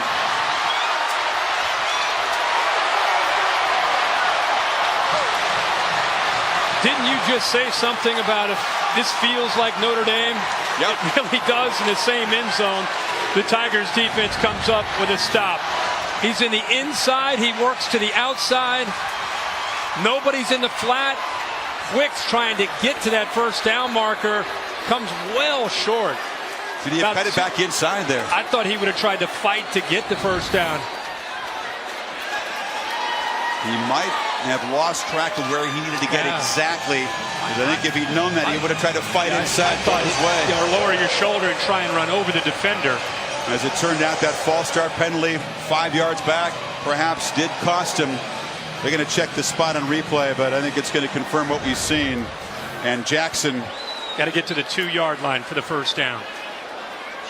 If he cuts it back right there, he's got a chance to try to muscle. Steps out of bounds at the 3. And Jackson throws for 295, runs for 162, 3 total touchdowns. But the frustration is evident as Clemson protects their house here tonight. I know that all the committee members are watching this game. Louisville didn't do anything, in my opinion, to hurt themselves in the big picture. There are a lot of people that thought at the beginning of the year you might get 2 teams from the ACC or the SEC or the Big Ten, maybe one of those years where you get 2 from one conference. If Clemson's able to win out and Louisville ends up losing 1 game and this is their 1 loss after the way they fought in this environment. Stopped short of the line of game. Louisville is charged at 3rd and final timeout. First down, Clemson. And you would include, again, just for argument's sake, potentially beating an undefeated Houston team. Louisville needs to keep their heads up. There is still plenty for them to accomplish this year despite this loss here tonight. Clemson, it's a short week. They got to go to BC on Friday. NC State, they get a bye before visiting Tallahassee, where they've lost 11 of the last 12 times. Knowles with 2 conference losses. And Watson rallying, making some huge plays on that eventually game-winning touchdown drive. Wasn't perfect. It wasn't pretty and clean from his perspective, but it's winning.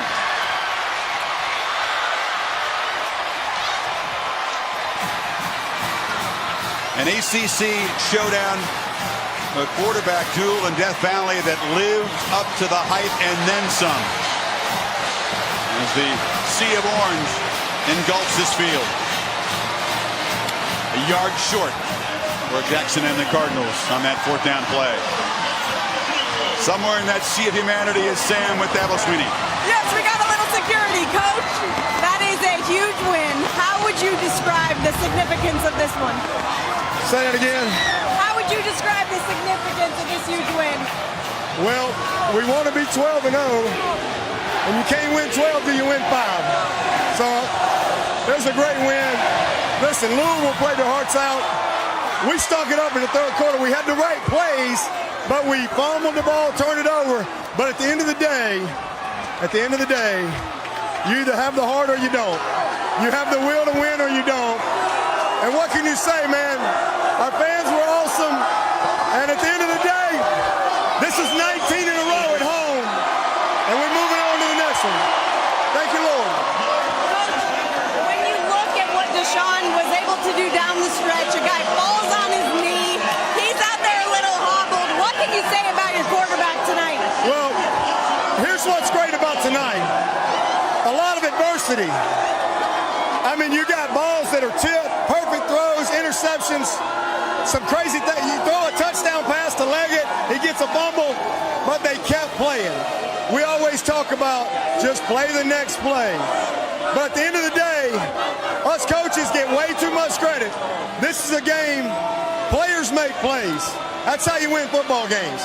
We didn't make enough of them in the 3rd quarter. I love my staff because they put the players in position to be successful. But in the 4th quarter, when you had to have it, Clemson tough. We're built for this. We're built for games like this. And those guys got the heart of the champion, and they showed it tonight. Love my staff, love my team, love these fans. This is what it's all about. It don't get no better than this. I'm just telling you. Well, all I know is it's going to take you a while to get out of here. Good luck, Coach. Oh, you got to love it. Thank you. We'll send it over to Tom Rinaldi who's with Deshaun Watson. Sam, thank you very much. Deshaun, while we were waiting, you looked up into the sky, you just shook your head and said, what a game. How would you describe it? I couldn't even describe it. It was just one of the best experiences I've ever had. Just the ups and downs. You know, I just love the Clemson fans for staying and sticking with us and believing. I love my teammates and coaches for, sticking together and believing in each other. And, hey, we pulled it out. 26 points unanswered by Louisville to take the lead. What did you tell your team? We're going to win it. Just believe. What was the game winning? All the guys believe. They came up to me and said, let's be great. And that's what we wanted to do. So everyone just, was on their P's and Q's. Everyone stayed true to themselves. And we drove down and got the touchdown. And, we made plays. Like Coach Sweeney said, players make plays, and that's what we did. We saw the hit that you took on the inside of the right knee. It was clear that you were in pain deep into the fourth quarter.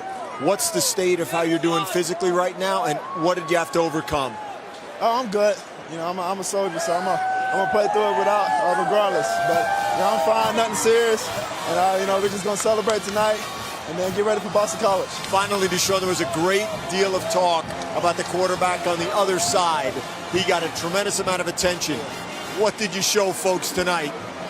Oh, Deshaun Watson's still here. You know what I mean? We have our ups and downs, have adversity, still getting things clicking on the offensive side, but you got to give props to Lamar.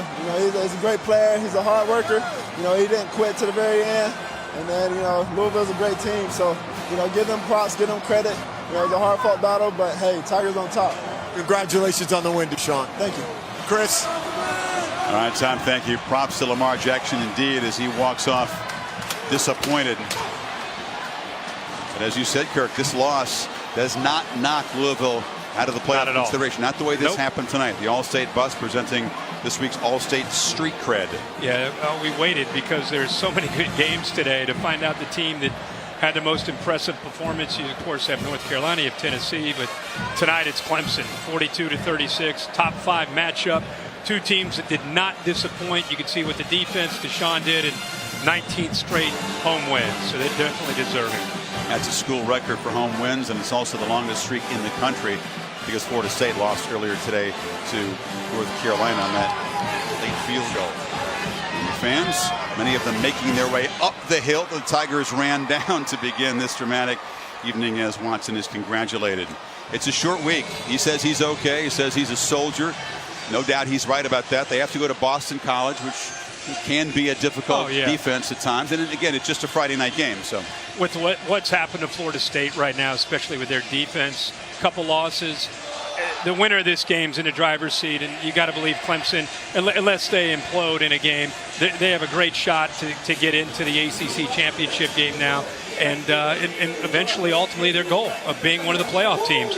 But as I said earlier, Louisville is not out of it. They have a great opportunity to kind of regroup and play the rest of their conference schedule. And how ironic, the Louisville-Houston game, there will be a lot at stake if those two teams keep playing good ball and match up later in the month of November. But this was a classic, an instant classic, and just a fun game to watch. Good news for the Louisville perspective. They had a bye to kind of rest and recover from this game, and they're going to need it. Yeah. Cardinals play their hearts out, but the Tigers are stout at home, as always, and their stand on fourth down stops Louisville a yard short to preserve a classic 42-36 victory here in Death Valley. You love it when your showdowns live up to the hype and more. This QB duel in Death Valley get out to a slow start. There were some mistakes on both sides, but both Jackson and Watson showing a ton of heart to fight through adversity. And Clemson survives to stay unbeaten 42-36. We hope you enjoyed it as much as we did. Tonight's game was produced by Bill Bonnell, directed by Derek Mobley. On behalf of our entire talented, dedicated crew down here in Death Valley, for Chris, Kirk, Tom, and Samantha saying so long. Ford Wrap-Up Show is coming up to Cassidy Hubbard.